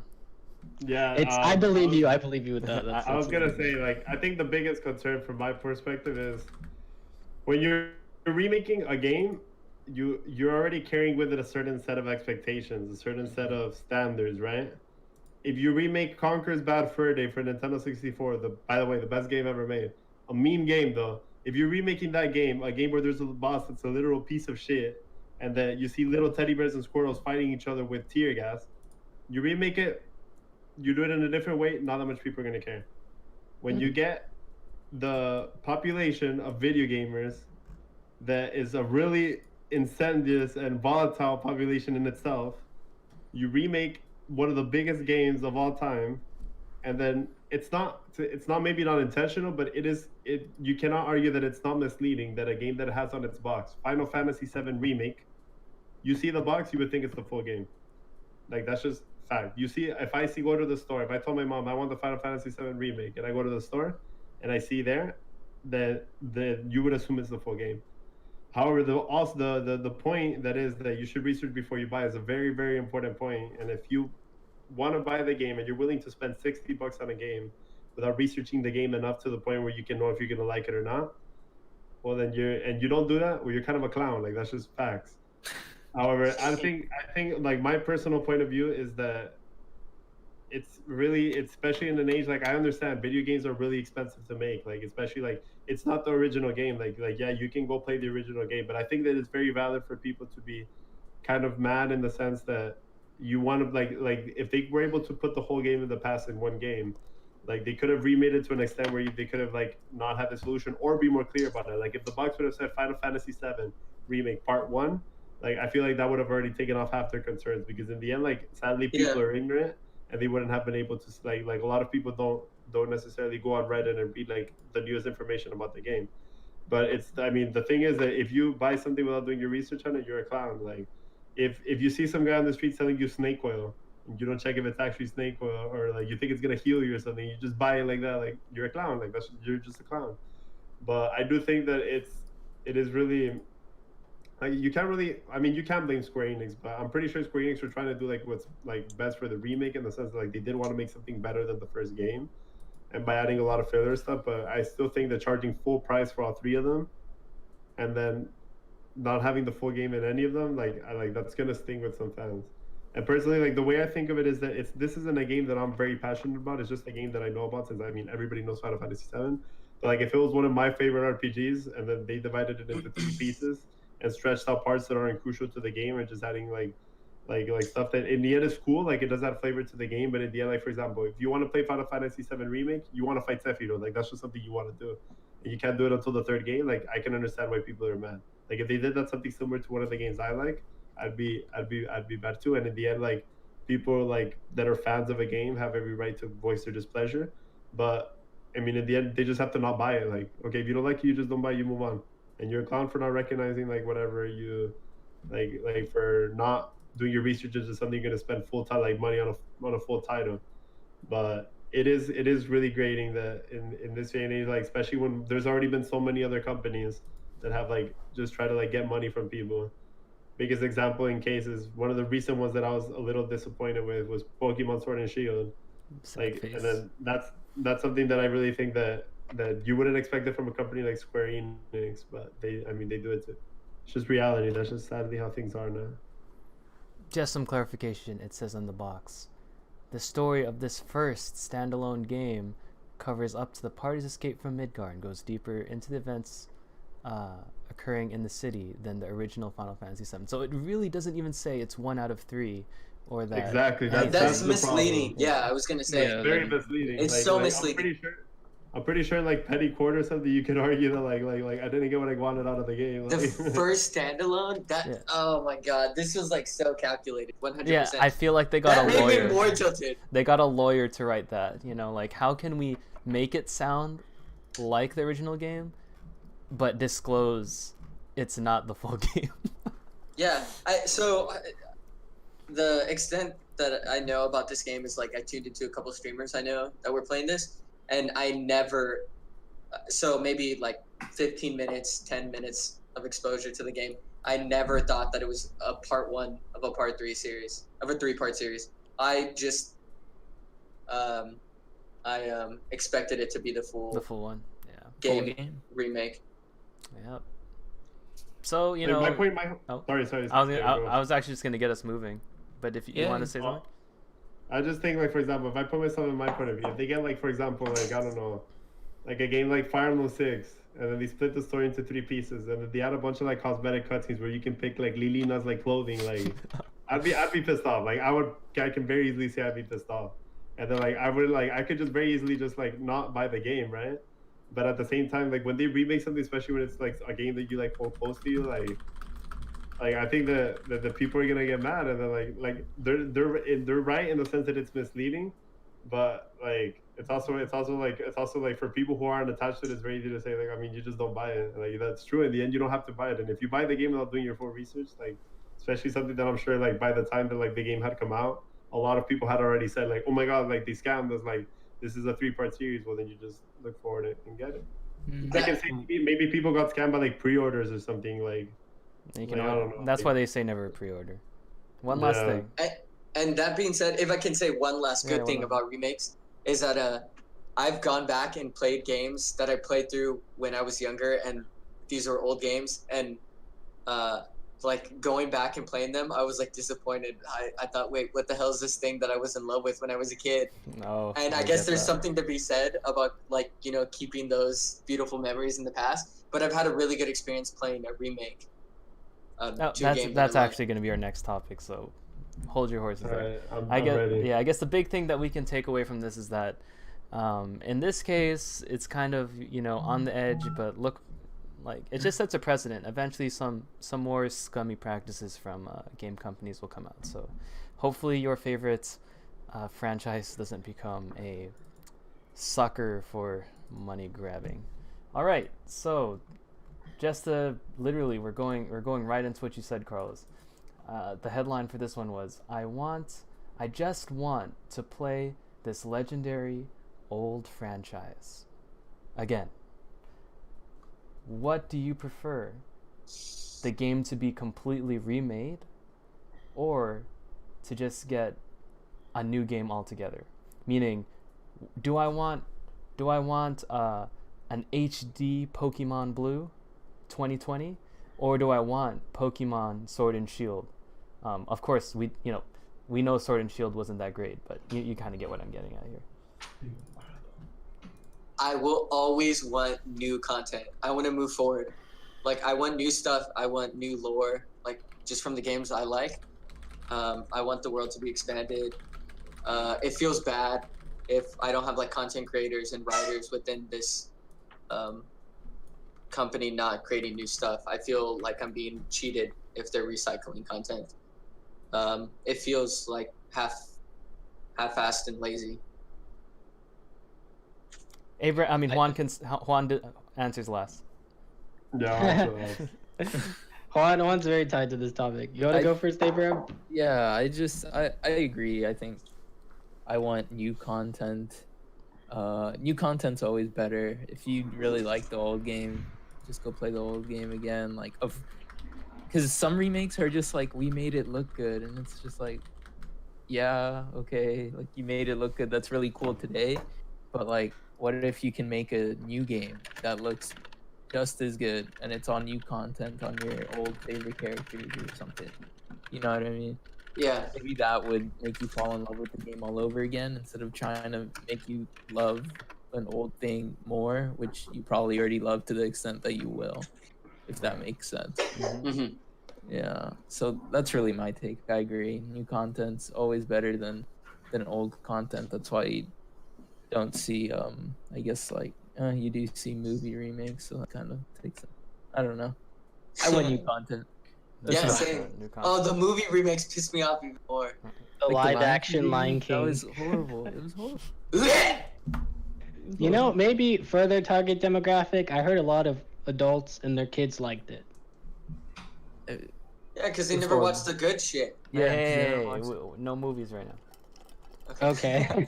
Sorry. Anyway, for me personally, I think there comes a point when you can remake something when you have the technology or like advances in terms of game mechanics and stuff. I think a good example of this would be in the Fire Emblem series. I haven't played it, but Shadows of Valencia was a remake of a previous Fire Emblem game, and I know they added a lot of stuff to it in terms of like, because previously it was a really, I forget what system it was on. It was on the I forgot. It was called Gaiden before, and I played Valencia. And the thing about Valencia is that I agree, like it was really good, like the stuff they added, but in the end they kept the core of the game. That's what Which my I think is a argument big is. gripe against Final Fantasy, because Final Fantasy, if you only have a third of the game, you're not keeping the core of the game. Well, think about it this way: if the creator, who is limited by his storytelling, by the technology at the time, and how much, even like the original Final Fantasy was on 2 discs for Final Fantasy VII. That's how big the game was. If you think about it that way, this is him expanding on a view he already had and fleshing out more relationships between the characters and stuff like that. So I think there's ways where remakes can add more to a previously great thing. But I think in some cases, when you change too much stuff and don't keep the core identity of a game, it can make stuff less enjoyable. And that's where, if you're going to try something entirely new, might as well just make a new game. Set it in the same universe if you want, but just, do something different. So it doesn't necessarily taint or hurt the nostalgia of a previous game that many people really like, if it was popular. Yeah, I mean, so I like the point that you made that you can update mechanics, and that is good enough for a lot of people. But I appreciate an ambitious attempt to like incorporate updated mechanics with new content, and I would feel better. Like, and I haven't felt this way about a game in a long time. Probably the biggest one I felt like where I was excited for new games was Halo. And then I was upset, like super butthurt about ODST. I think that shit was trash. ODST. But I would have hated it if it was like a remake of Halo 2. I would have been like, what the hell with new mechanics? But at least ODST had new mechanics, and it tried a different thing, and I can appreciate the game more for attempting that now, and the way it played and felt for me than if I would have gotten like a remake of Halo 1 or Halo 2 then. So, and I was making that point because I haven't felt that way about a game anyway in a long time. I wouldn't be so butthurt if a game did that now. I think it depends on the type of game. Like, okay, they remade Pokemon Let's Go, Red and Blue, and like they're very clear. They're like, okay, we're just gonna remake Pokemon the first game. I forgot have about new that. mechanics, new battle mechanics, like the mechanics from the new games. But it's gonna be pretty much the same game. And I think like they still made a lot of money. And obviously you can have your like 40-year-olds on Reddit complaining, right? But I think in the end, like the general reception was positive because they knew, number one, they were gonna get a new Pokemon game at some point because Pokemon always releases new games. And number two, like it's a type of game that just by having like Pokemon is fun and it's repeatable. Pokemon is something you can just play. Pokemon is something that like you can change it every time you play. Pokemon is something that you can literally like dig around on and it'll still be fun, even with new graphics. And Pokemon, since like in the end, like the goal of Pokemon is to have like your team and train them. Like just having them with like updated graphics and like new mechanics, like with an old storyline, especially a storyline that's very old and it's so profitable, like it's fine. The issue comes when it's an RPG, when it's a game that is RPGs are mainly focused on plot, on the storyline, and then when you get one of the most famous plot games of all time in the sense of an RPG, and then don't put it all in the same game, that's where I think people are going to be upset. And I think it is also a really good point that like the remake can be expanded on, and it can have a different vision, and I think that's fine. But there's also a middle ground between the two. Like you don't need the exact same game, but I also think making it into 3 separate discs and charging $60 price when you could have, for example, there's many other different ways to, and I'm sure they could have manipulated it. I think that's what I think alienated a So lot of in that people. case, I think we should ask someone who's played the game, who knows the original and has the new one, to compare it, because I think that's something you can't just do based off not experiencing it. You know what I mean? Oh, so you're Yeah, I've like never played the asking it's new that me, middle one. I've ground. never played the new one. I played the old one. I never played the new one. like so I asking wouldn't- me. Yes, I want to know your opinion because you're actually the one. So if you ask me, this still goes back on the old topic. Okay, just so I can make this relevant to what we're talking about, I would have preferred if they made a new Final Fantasy. Okay, if you ask me, this is the equivalent of watching One Piece. No, watching One Piece. That's it. And then going back and watching One Piece, because in reality, these are things that the new stuff, so to speak. The new stuff are things you kind of are cognizant are happening, but you don't. The way the original story is written makes it sound like this isn't important to Cloud right now. You're okay. You can know about it, but you don't have to do anything about it. Whereas now, it's essentially a filler arc. Every new chapter so far that I've played is a filler. They say that the way the game ends sets it up for something much greater. I don't know because I haven't finished it. But to that point, I really would say, give me Final Fantasy 16, not Final Fantasy 7. Don't complicate it. You're complicating things right now. You could have very well written a great story for Final Fantasy 16 using the same resources you spent on Final Fantasy 7 Remake. The only thing is, they know Cloud, Tifa, and Aerith are going to make more money ever possible than whatever Jennifer and Ashley, whatever, right? Who cares? They're not legendary names. Nancy. You know, that's the thing. That's my touching on the past 2 points. It's cool. It's probably gonna be worth it. For a fan. But did they have to do it? No, they really did not have to do that. I think to piggyback on your point, I had a similar experience with World of Warcraft. As many people, I don't know the viewers, but I'm sure you guys know that I've been a long time World of Warcraft player, and I've seen it happen, and it's happened. That's why I think Square Enix was a company that they didn't think would do what all these companies done, and I had that moment with Blizzard. I was a Blizzard fanboy for a long time. Like Blizzard could release like a piece of shit and I'd buy it.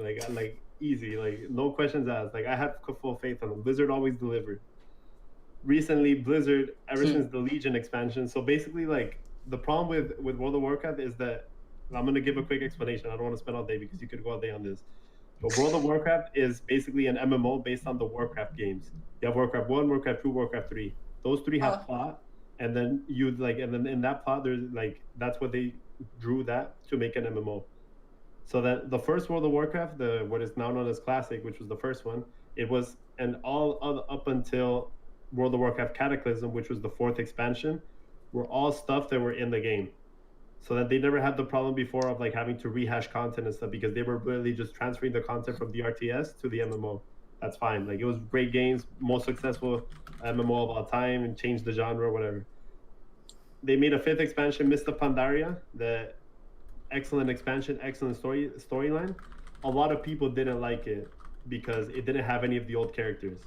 And I think this is the similar problem that led Square Enix to make the remake of Final Fantasy VII, because even though Mist of Pandaria had some of the best writing I've ever seen in a video game, had a really vibrant setting.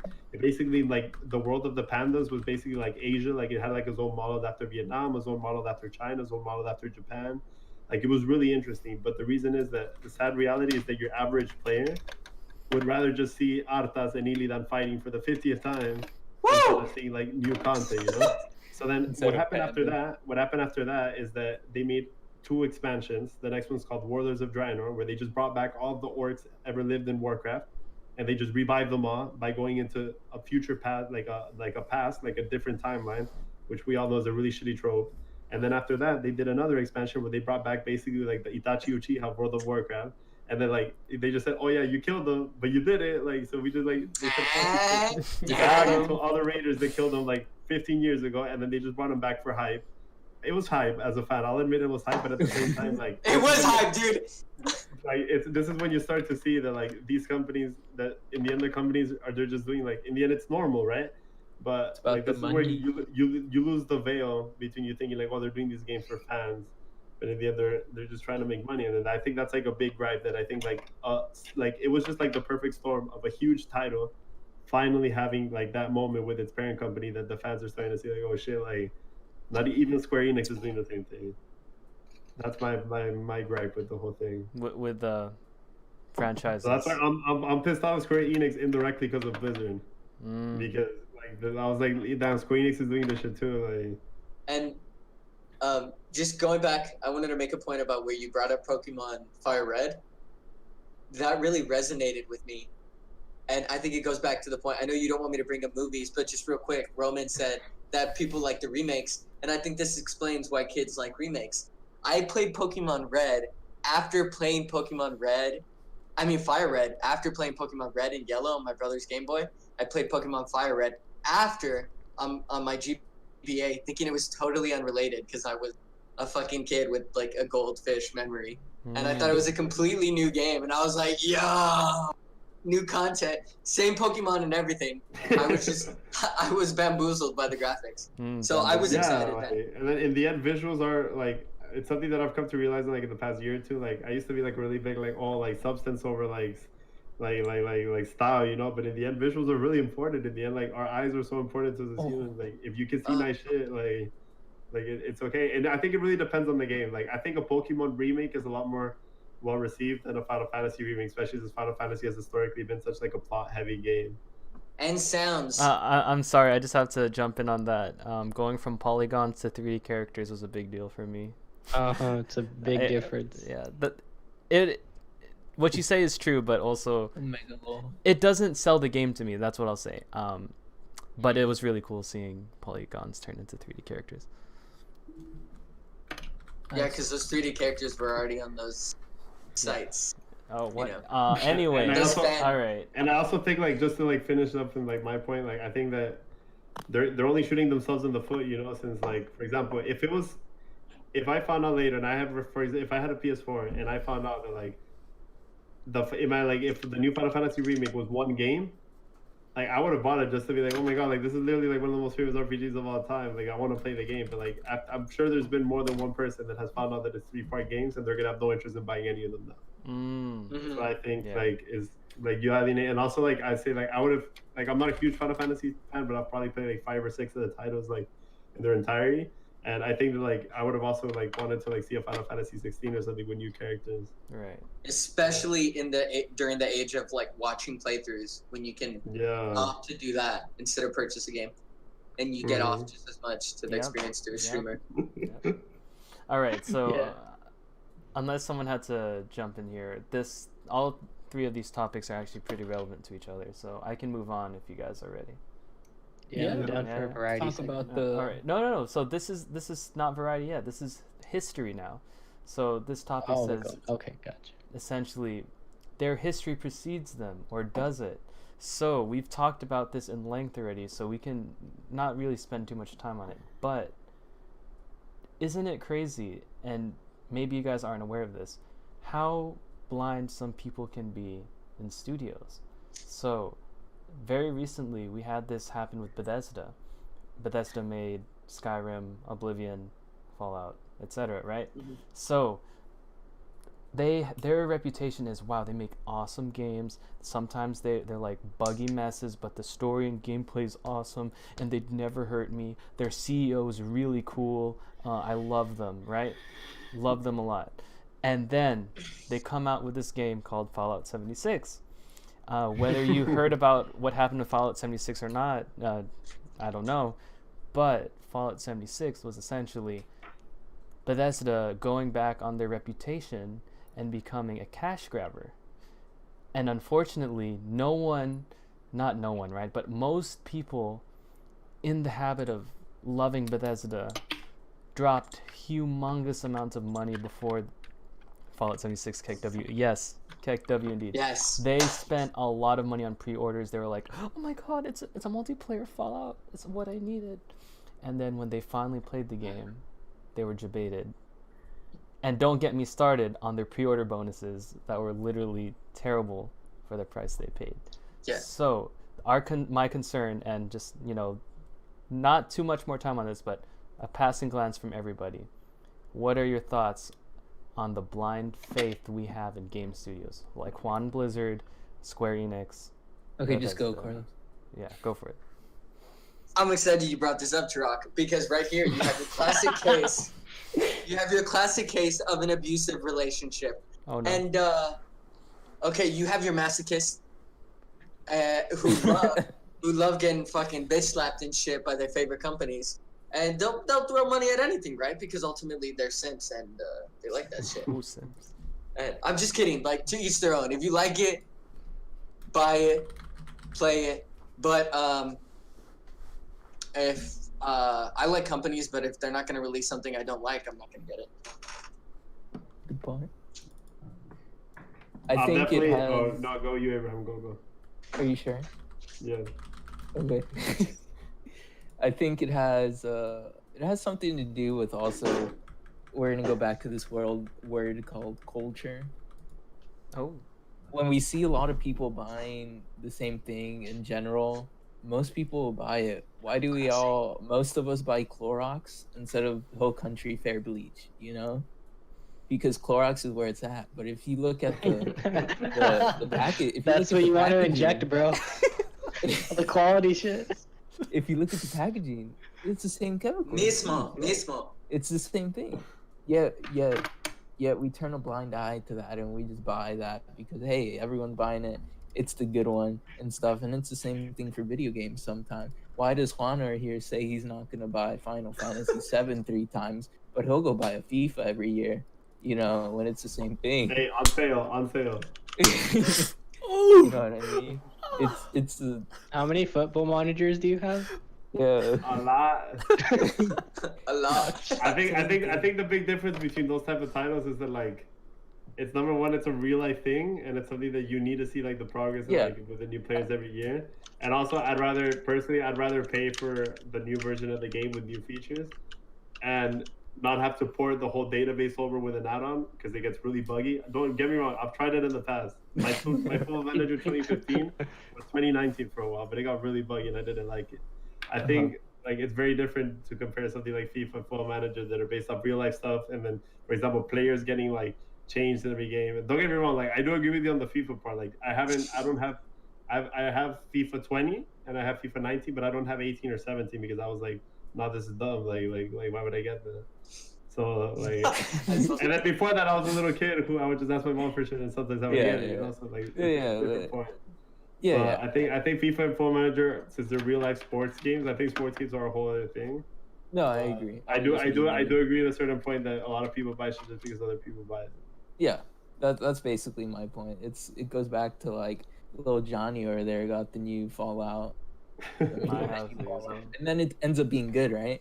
And then it just happens like, oh, this one was good. Maybe this next one will be good.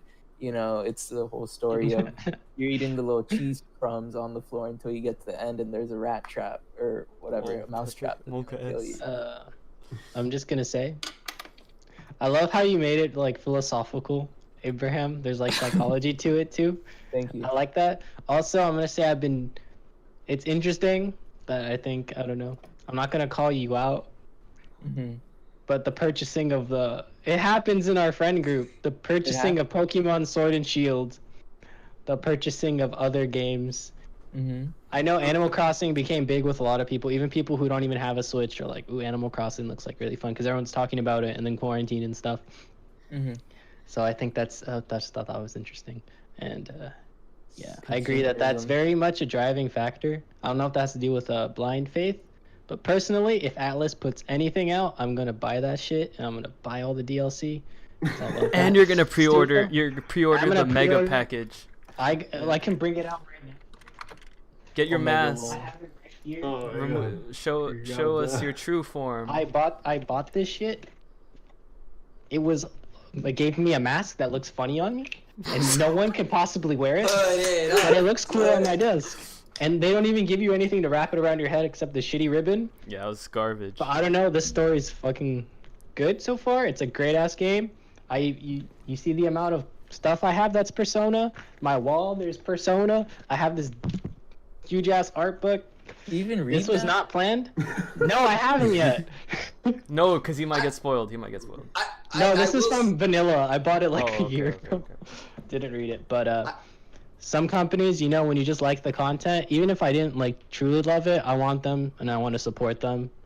And I don't know, Atlas for them is one of them. I think that Abraham and Roman both lead into my point in the sense that I also agree completely with Abraham in the sense that buying shit just because other people buy it is really dumb. Like I'm sure you guys know, like I have my selection of games I kind of stick to, like don't vary too much from them, but like those games I'll know like them, right? But I also agree with Roman, and it's something that I've got to appreciate more recently. That like if it's a company I love and it's a company that I know has given me many good games in the past, that I'm more inclined to like not think too much when buying a game, because in the end, like you're usually gonna get a good purchase, and in the way, like in the end, like you need to support the companies. Like that's in the end, like that's a way of showing your support. Like why do I pay $2 a month to get like the One Piece One Piece manga like from the official translation when I could just get them from some random Portuguese guy online, you know? Because I want to support them, and it's my way of supporting them, and I can feel like I'm contributing to the cause. Why do people buy shirts for the But why do people buy shirts for their favorite sports teams? Like, well, they want to like support their way. It's part of being a fan. You can support in that way. I think, if anything, that's what goes into making it even more annoying when those companies that have helped you so much in the past, that have given you so many games in the past, in the end, like sell out. You know, like Sell out, like for yeah. example, I bought every single World of Warcraft expansion from Cataclysm to Battle for Azeroth. So that's Cataclysm, Mists of Pandaria, Warlords of Draenor, Legion, Battle for Azeroth. That's 5 expansions, and then it got to the point where for this next expansion they're gonna release. This is the first one that I don't think that like I'm actually gonna consider whether I buy it or not, just because like I've been let down so many times. Like that's why like usually like you buy from the companies you like because you like their products in the past. Like I don't like, for example, the moment that there's a game of a company that I like that I didn't like, I'm not gonna buy it anymore. Like it's very simple. Like there's people who stop and there's people who don't, right? Like for example, I haven't been playing the new World of Warcraft expansion for like, I played a little bit with Stefan the other day, but apart from that, I haven't been playing it seriously for like a year already because it wasn't fun anymore, and because like none of my friends played it either. And so I was playing World of Warcraft Classic. But I think in the end, like it depends on the game, but it also depends like how much has the company failed you. Has the company failed you? Like have you gotten your money's worth out of the games the company has made?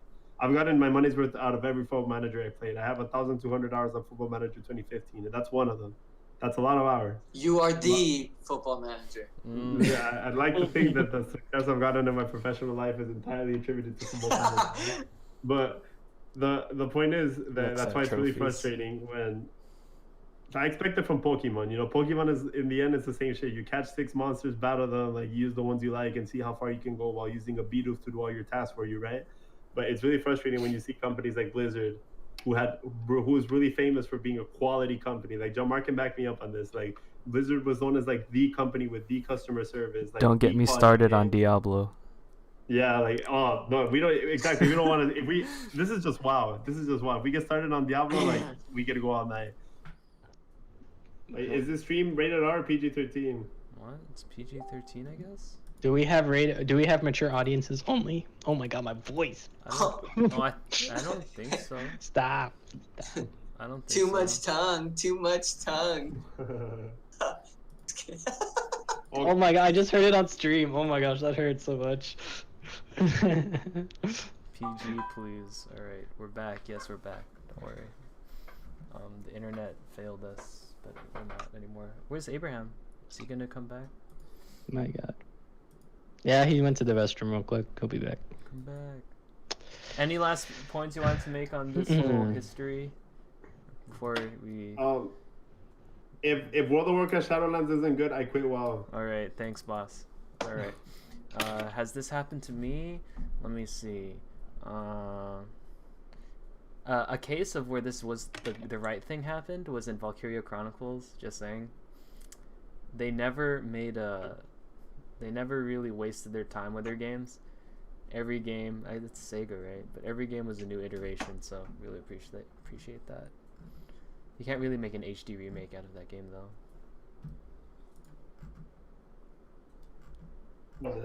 So Sorry, wait, so you haven't been let down by any of the big studios, Well, I mean, or like let me these see. studios we already mentioned? Let's see. StarCraft was not a letdown. Even if the story was pure garbage, StarCraft as a game was all right. Because RTS. Yeah, can't really mess it up. They balanced it eventually. The Counter-Strikes never really hurt me. There's something. I know there's some game that I was probably mad about. I'm trying to Diablo? think. I mean, Diablo doesn't count. I mean, yeah, it's terrible, right? But whatever. Yeah, that's like a universal. Oh, okay. This is one more thing I wanted to add upon this. Abraham, come back, please. Abraham's on this because I don't know why he doesn't show up on stream. But, like his camera's still up here. Anyway, should I wait? Do you guys not have phones? Kick W? Yeah, fuck. Let's say this is the last thing, and try to be not so long on this one. Let's say a company breaches your trust, but makes it up to you later on. And there's two cases that I can name off the bat where this happened, and that is No Man's Sky and Fallout 76. Do you forgive them? Would you forgive a game company for releasing a piece of garbage and then fixing it like 5 years later? I think it depends on the case. And with Fallout 76, I think they didn't do anything or as much to improve the quality of the game. But with No Man's Sky, they released a huge update that added a ton of free content and actually got more closer to like their promised goal than it was initially at launch. So I think in some cases you do, or it's like, not really forgiveness, but they somewhat redeem themselves a tiny bit. Mm-hmm. But does it change your opinion of them long term? No. If they brought out a new game like in 5 years, and it had the same kind of big promises and stuff like that, then I wouldn't trust them at all. Nope. I see. Because I don't see that brand name as quality, or that studio name as quality anymore. They betrayed you. Yeah, that's the idea.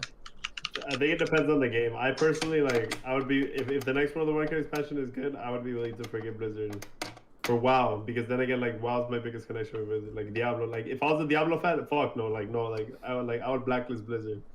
But if it's for WoW, they've shown in the past that like they've had bad expansions and they fixed them, or like had enjoyable expansions after.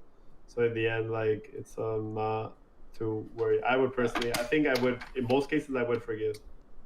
Would you say the overhype of players be at fault for the disappointment of games?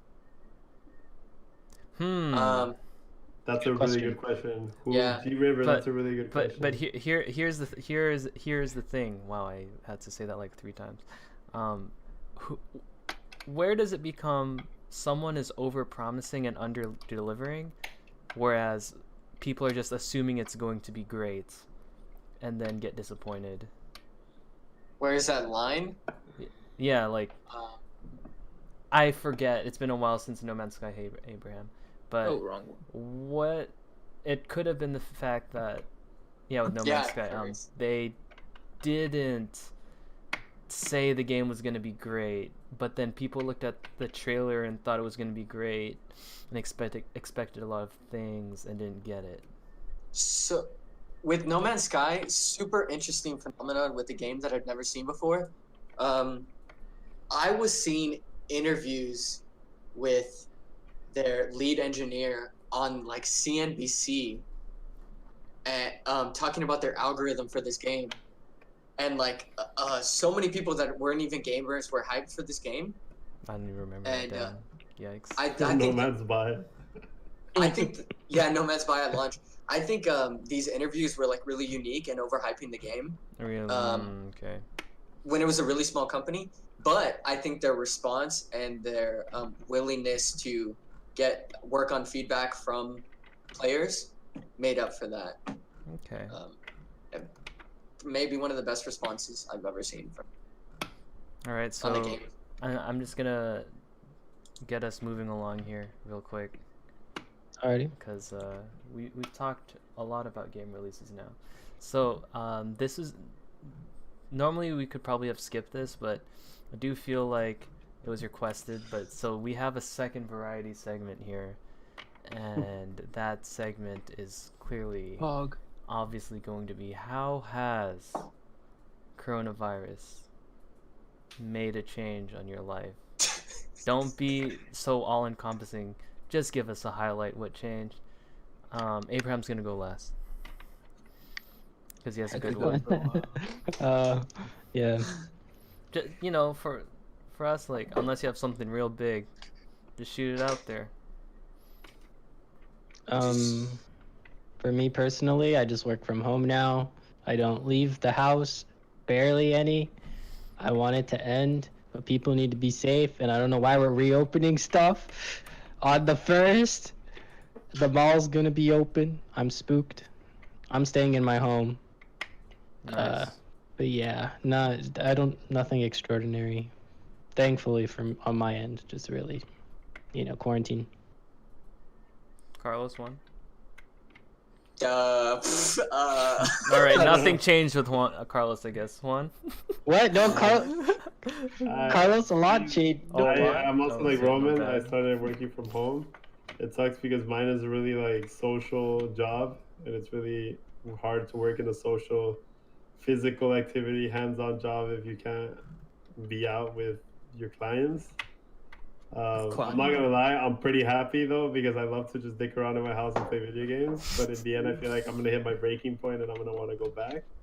I also completely agree with Roman that the thing that worried me the most, I'm trying to not think about it too much, is that we're having really premature opening of everything. Abbott, you're a clown. Trump, you're a clown. Fuck you, fuck your mom. Like, you're dumb. Wow, you're putting your whole thanks, population boss. at risk. Thanks, And, boss. Yeah, like I think it's something that I'm personally gonna be like, Roman, I'm gonna try not to leave my house. I'm just worried to see how it's gonna affect me at work, since at work we're really ignorant about this type of situation, and I think people are just gonna want to rush and cold all in at once. So I mean, we'll see how it goes.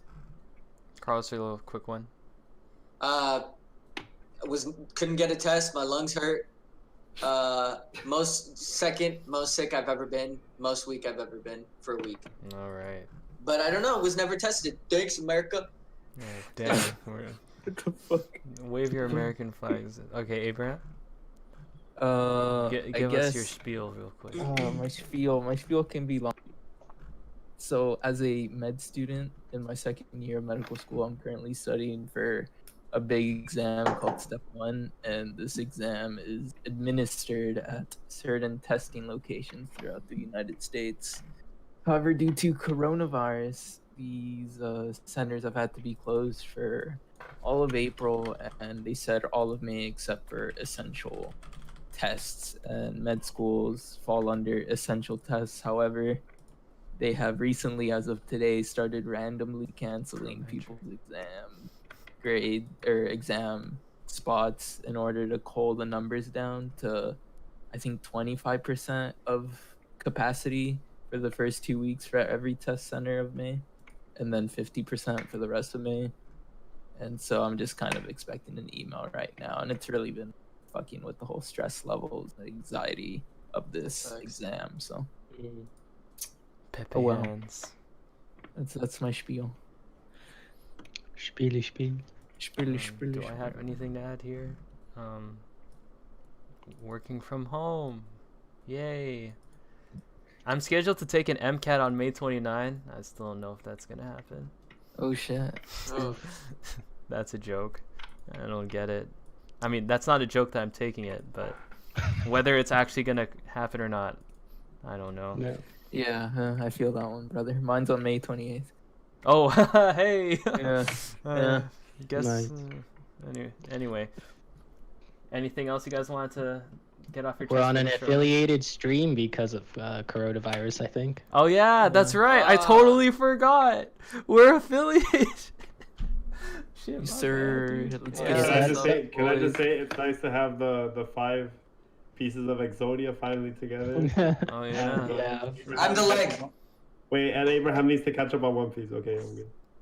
Damn. Oh, if you shit. look real closely on Juan's computer camera, it just says One Piece on it. That's it. We can add up for the next one. All right, you guys want to get into our last segment here? Yes, sir. Yes, sir. All right, and our segment is drum roll.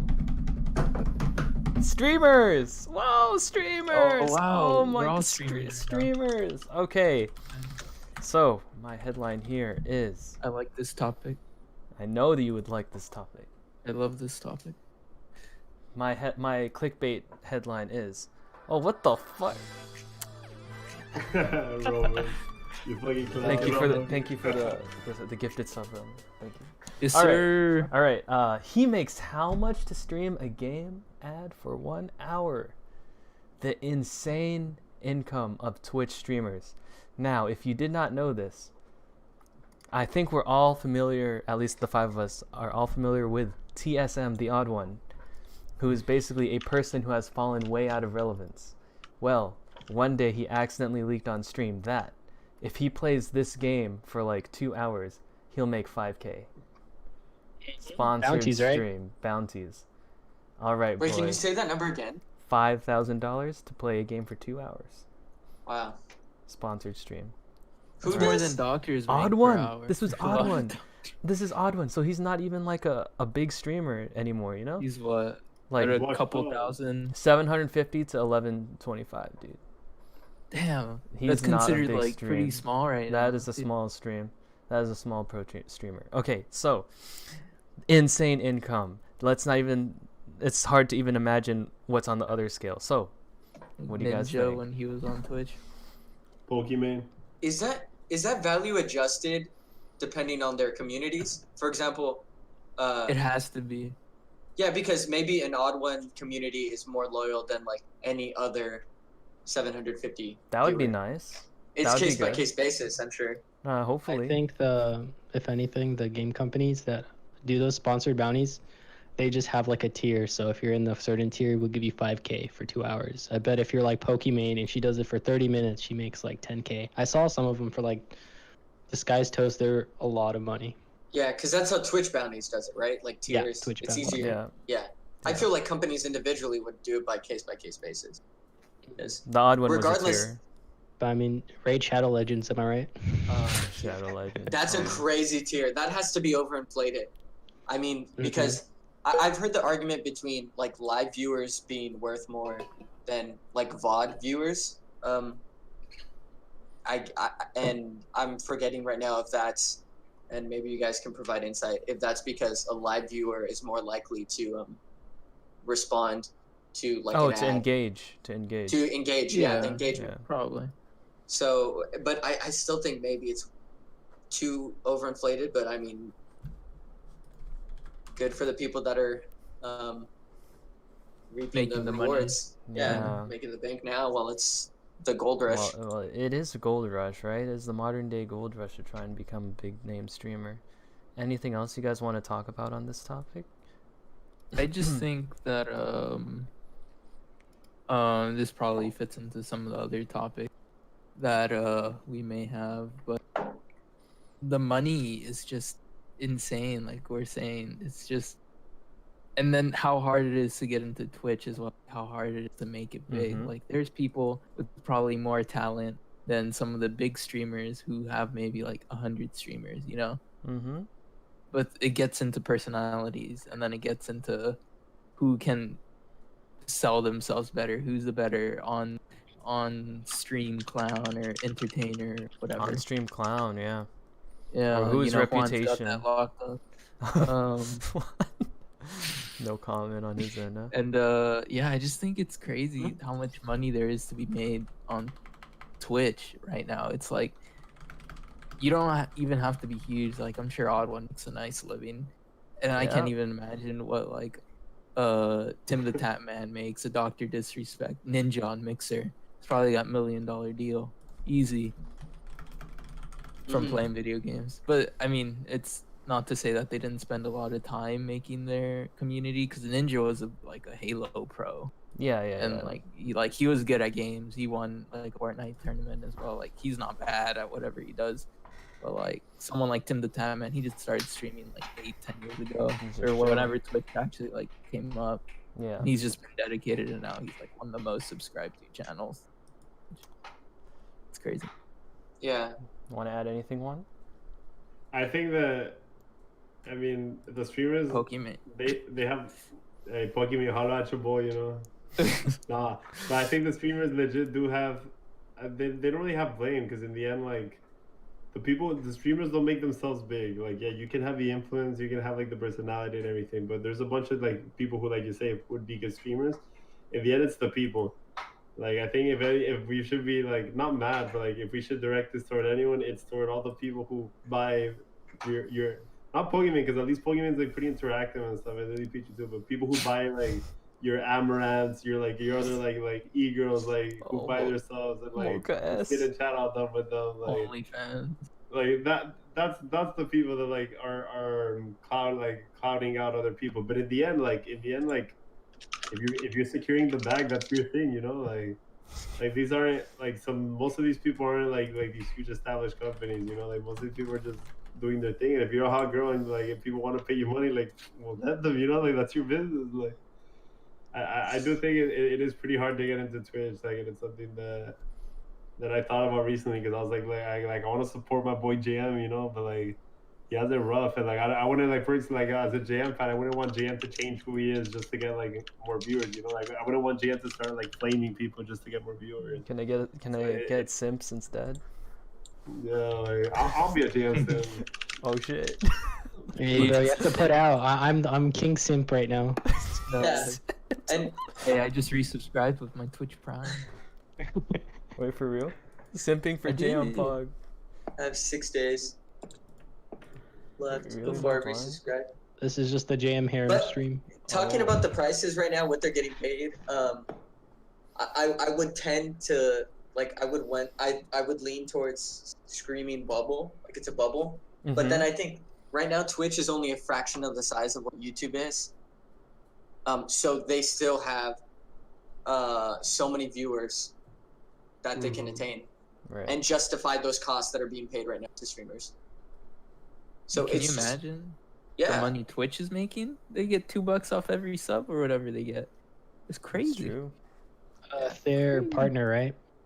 If they're Yeah. affiliate, if it's partner, Affiliate. they make it's like $1, right? Yeah. Per sub. Yeah, It's better but, like- for affiliates. I mean partners. Partners. But I there's a think lot of money. in terms of what Juan was talking about, the Amaranths, I think it's just a variation of something that was already there on the internet, which is cam girls, and it's just Socially a more acceptable interactive. capitals. Yes, you can be like, I'm a variety streamer, and then be like, what? They're like, people pay money on the internet to hear me talking to a mic really soft. Okay.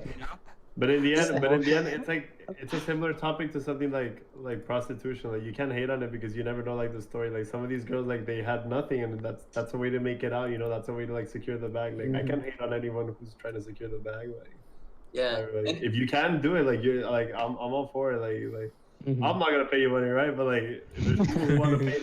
There's people want to pay Amaranth money to watch her play Just Dance, you know, like that's your business, you know, like Let's do business. good to her for like finding a way to make her money.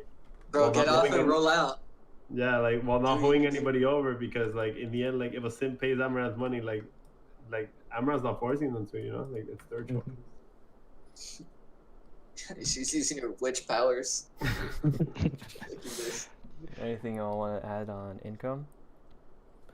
I think it's a lot of money, but I don't know. It's interesting. I like It's a lot of watching. work. It's a lot of work. I feel like it's a lot of mental strain too. Yeah, you gotta be dedicated. There'll be But more also just touching on being this on. topic in a few minutes. Mhm. All right, well then Yeah. run it.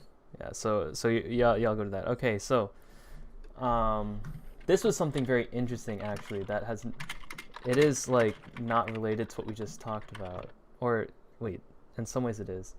But I read this tweet earlier this week where a popular streamer was saying, "Wait, you guys are getting way too invested in me. I don't even know who you people are," that kind of thing, right? Thanks for supporting me, but you don't have to throw so much money at me. And so I named this headline, just donated 1,500 to Lily Peachy, but she won't mod me. What do I do? becoming highly Get a life, invested. brother. Exactly right. Becoming highly invested in the lives of Twitch streamers. Now, personally, I can say I went through a really humongous spike in this with coronavirus. That I did get a little invested too much in streamers, and then that's when I just started streaming instead. But before I get onto that, how about you guys? What do you guys think about that? Getting too invested in like people you don't know, like donating a lot, like trying to. I mean, people get invested into sports players and stuff. Like it's just It's a a different similar type of it. It's just entertainment. Yeah, I I think- think that's the right way to look Go- at it. go It's wrong. entertainment.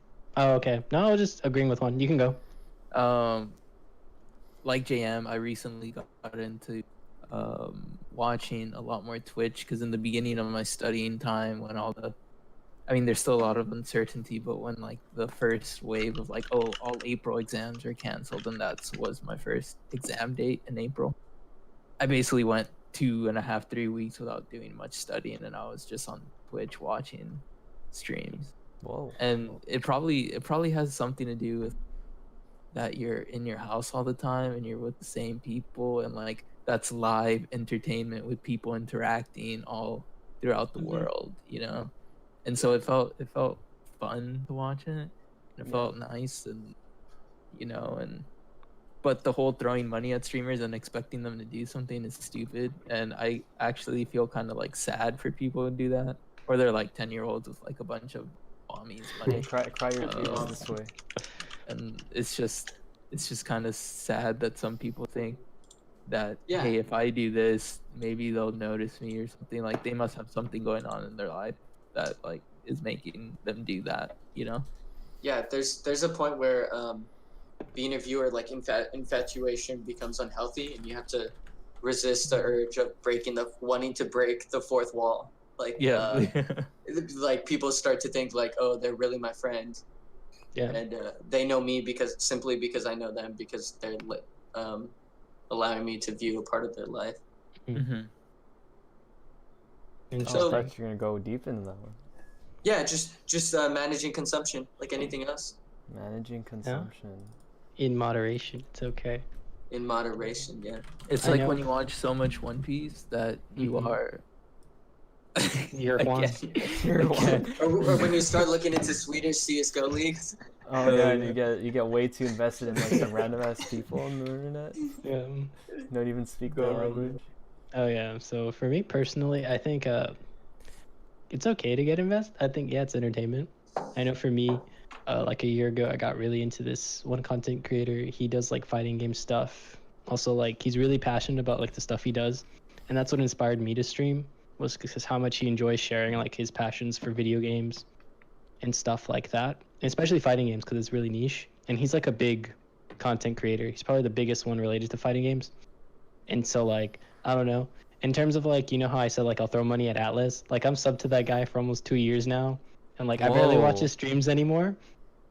But like at one point, his like I'm not simping. There's people who have subbed to You're him for like 8 simping. years, bro. You're simping. But just the playthroughs and just everything, I don't know. I think it's really cool to share like grow a community and like have so many people enjoy something. Yeah. It's really cool, and I support people who like encourage that type of like positivity and like online stuff. So that's why personally I've revealed my secret. No, I don't think that's bad. I think it's really cute to like no, but I say that because I'm guilty of this. Like when people have intoxicating personalities, you're drawn to them, and it's really fun to let them know that, and getting compliments like that feel good also. So you want to let people know that like, oh, you turned me onto this, and it feels good. I had a good time like playing this game. I'm not, when I say turn me on, I don't know I mean like arouse me. I mean like you showed me this thing. Okay. It was super cool. You're giving us sound bites, bro. You just yelled "turn me on." That's what I'm trying to do. Simp. I'm just saying. So for example, my recent streaming experience that I had with Shani, we talked to people in Japan, and we were communicating through Google Translate. What? And that that was probably my streaming experience or Twitch experience where I thought like, oh, this is much bigger than I ever thought it was.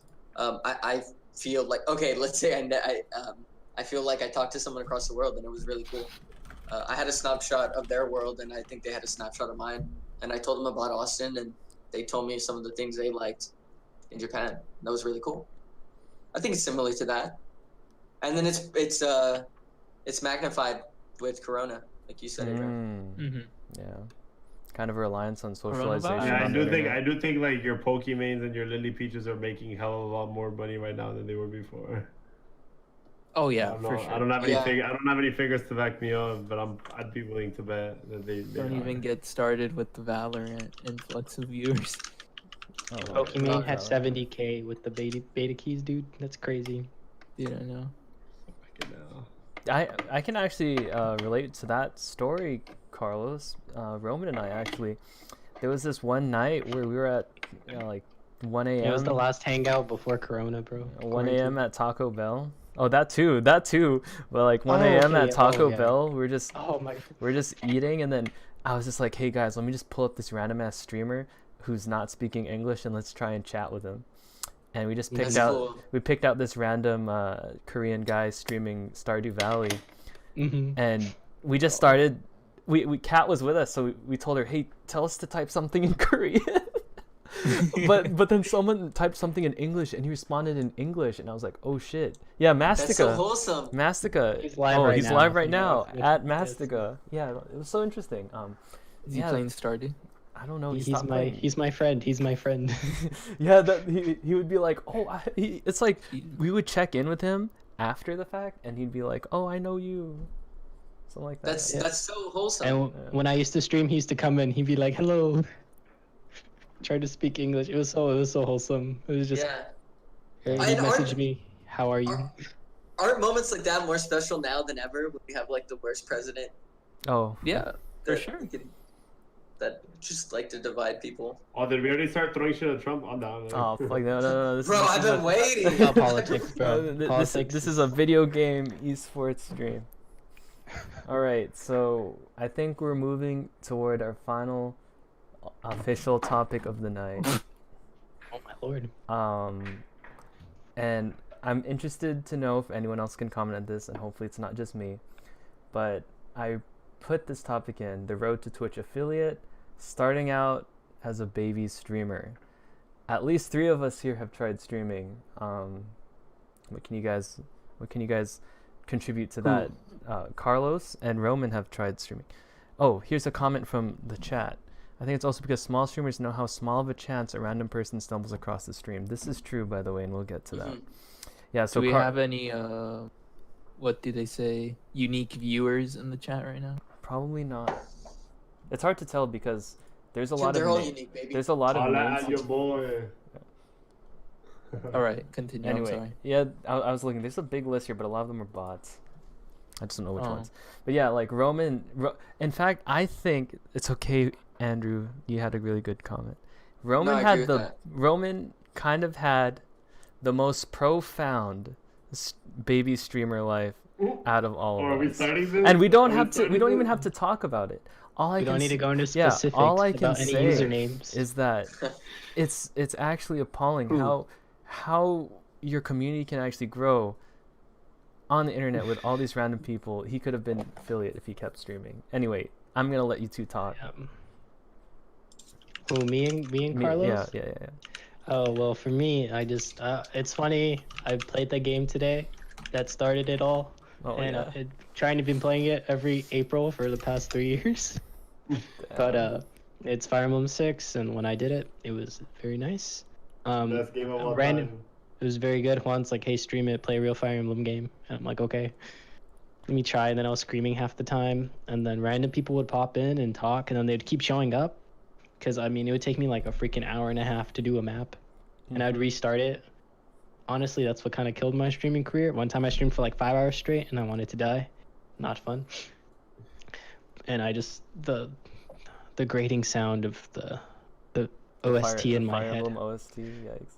And then freaking Lot or Danny would die in the last minute. Anyway. Yeah, but it was really cool meeting random people who also like share like interests with you. Also, I know like playing Osu really like, grew my community doing like a random giveaway. Wait, I It haven't was done cool that just yet. talking to people. Honestly, you just say free stuff in the title. You get viewers. Say if you're a follower. Wait, this is. Oh, what the fuck? Andrew mega debated me here. I'm sorry. I love it, and That scared yeah, me. it's Really interesting. Pichu. Fuck. Yeah, no, Excuse Lily me? Peachu's a that's- sub, bro. that scared me. Bro. That's bullshit, of course. We're about to get raided by Fed 7. Yeah. Anyway, let's go back to what Roman was talking about. But yeah, it was a really cool experience. Of course, things happened. I got sidetracked, didn't stream anymore, but it was a fun experience. I definitely would back. do it again. I don't know if I enjoy it to do it like regularly. It was a bit much, but I can see maybe if I did other stuff, varied it up. You know, Yeah. I know like doing this is really fun. So far, I've enjoyed like just talking with y'all. And it's content. Once a week. I Or just what? doing stuff that's like I look forward to doing. Because if it's not enjoyment anymore, there's no point. I found out like, oh, I like playing video games by myself, as opposed to showing people and then having to put on a show. Mm. But sometimes that's fun, depending what you're doing. Mhm. You know, just depends on the person. Yeah. All right, Carlos, you Yeah, want to take the floor? how's your streaming career, Carlos? There's been a few times where we've had cool Who's he chatters, talking to? and no, I was just thinking. No, I was just looking at Shani. But so, for example, Shani and I streamed The Walking Dead, and we streamed it together for maybe an hour and a half, and my hair is insane. And we streamed it together for an hour and a half, and then I think Shani got tired, and she was like behind the computer, and she was like, "Cut this shit out, bitch. This is too much. You're too much." And I had like 2 people I was talking to, and I felt like I could have been there for days just talking to them because I was having fun. But that being said, why I haven't done it more personally, for lack of better words, I feel like caught in between like gaming and normie stuff. Oh, normie stuff. For lack of better words, I feel like I go through times where I like gaming for a while and then I need to be away from it. So I think that's the only thing that would keep me from doing it consistently. But if I'm talking to people, a few chatters, I feel like I can do that shit for hours. Any thoughts, Juan and Abraham? Or any questions? I think streaming, I think it would be a fun thing to do. I kind of would like to start streaming, not necessarily video games, but maybe like some real life stuff. I was telling Carlos I started doing like silver work, and so maybe I can somehow set up a streaming thing for that. And I mean, occasionally play games, but we'll see. It takes a lot of time, and I'm saying that right before I go into like the 2 busiest years of my life, the end of med school. So we'll see. Hey, but you need a hobby, right? Yeah, you need a hobby. And I just want to say, compared to that White One Piece, okay. He's just anyway, saying One Piece. Mastica, when we watched him, he was always streaming for his one friend, and now he's streaming to 38 people. Hey. Wow. And I've seen his streams get pretty big. It's pretty cool to see. He just kept up with it. Wow. He just played Stardew Nice. before. Now he's playing like Darkest Dungeon. He Oh plays like shit! Dark I Souls. can't look at that. It's pretty Nice. pog. Yeah, there's baby always streamer. the hope of progression, I guess. Yeah. I don't know. I don't know if I'm supposed to tell you all how I felt about this whole process. It's not very interesting. Yes, tell God, us. it feels bad. I accidentally just. What was that? What? I guess Did he leave? I know I clicked on a different Discord server. Was it a gym server? Okay, that was the gym server. All right. I don't know. For me, Yes, sir. I always click start streaming with the intention of meeting no one. Because in fact, 99% of the time, no one comes that I don't know. So it becomes streaming for my friends rather than And in fact, I probably that's what wouldn't have everyone- started streaming if not for the fact that you guys kept telling me to. Interestingly enough. That's true. So I was just like, all right, let's start. And then there were just some days where, for some reason, I would get viewers. I don't know, bots or whatever, but there were days I'd have a lot of viewers for some reason with no chat. So, how do you maintain motivation when you don't get any viewers or have a dry period? Really interesting question. Well, you just said. Oh, go ahead. Yeah, to begin with, I never really expected a lot of viewers, but I will say once I started getting viewers, I did feel awkward when they wouldn't come back. In fact, interestingly enough, the game that got me the most viewers was Minecraft. When I'd play Minecraft with Andrew, hey Andrew, we'd play. Minecraft is popular, man. Gets the clicks. Still, right? Somehow. Yeah. But most other games don't really get much engagement with randos. I've not had the same luck as Roman in catching people, but might be the fact that I play games that a lot of people play, so you don't get those niche people looking in. Yeah, I feel that's what got Roman successes for Round 6. Like, who the fuck plays that? Only me. Fuck. Love But yeah, I mean, that laugh. I'm glad I tried. I know there will eventually be a time when I don't stream anymore. And, interesting point, just to talk about that question Shani asked again. Jana actually went through a period very recently where she didn't want to stream anymore. She's yeah, exactly right. She's streaming because that's the only way to get her career out, but she's not very interested as much with doing the same thing over and over again. And so when you get the same thing over and over again, I guess in her point, let's say you only have 500 viewers every day. That's the same thing as me good. having no, but I'm just saying, right? Like there's no change, no growth. Oh, I see what you mean. Even though you're doing the same thing and trying your best. So she changed what she did and she changed her schedule. So to that degree, it gets hard, I think, for big streamers personally, because I don't pay attention too much. And I'm sure a lot of streamers might feel burnout because some people be streaming for hours. Yeah, I imagine the psychology of it is really difficult. Yeah, and that's something I have. Oh wow, hey, we have another. Hey, Robert, we have another local person here that we know. Thanks for Locals finding the pod, stream. Robert. Yeah, but yeah. To that degree, it's just something that I have to tell myself not to look at the numbers, and then unfortunately when there's no one visiting from chat, so it is very nice when Undress will stop by and say hello, or Marcus, or all of you, really. Yeah. Yeah, just That's like cute. one message or two, it's alright, keeps me interested. Otherwise, no engagement while spending your internet, really annoying. Not annoying, but can get a little tiring. Yeah. I try to be there. Try to be there. You can't make every stream. Yeah, I know, and It's true. I don't It's true. expect you guys to go to every. Oh, yeah, stream, of so it's course. okay, Yeah, or but- not, Yeah. JM knows that even in the coldest nights, we keep the block high. Yeah, dude, what the? I'll be playing Final Yes, sir. Fantasy at like 2 a.m. and then Juan just comes in here and drops out. I'm like, what the fuck? Yeah, because Juan's like, I don't go to sleep late next morning. I went to bed at 4 a.m. Hey. But I Juan's a still night sleep owl my right 8 now. hours. I just wake up like at 12 or 11. Okay. Go ahead. Anyhow, Right. anything else you guys want to add to the streamer segment? And then we'll have Yeah, one. the more- way I think about it, if I can say, is I'm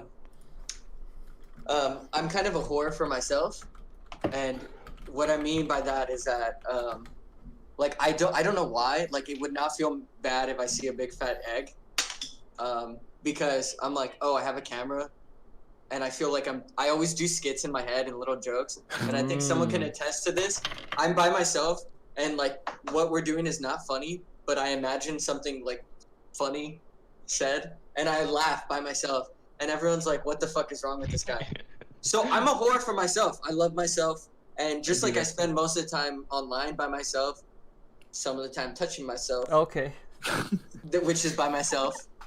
I'm having a good time by myself, and if there's no viewers, I'm gonna have a good time by myself. That's it. That's it. What a That's baller. my 2 cents. I have a question. Left or right hand?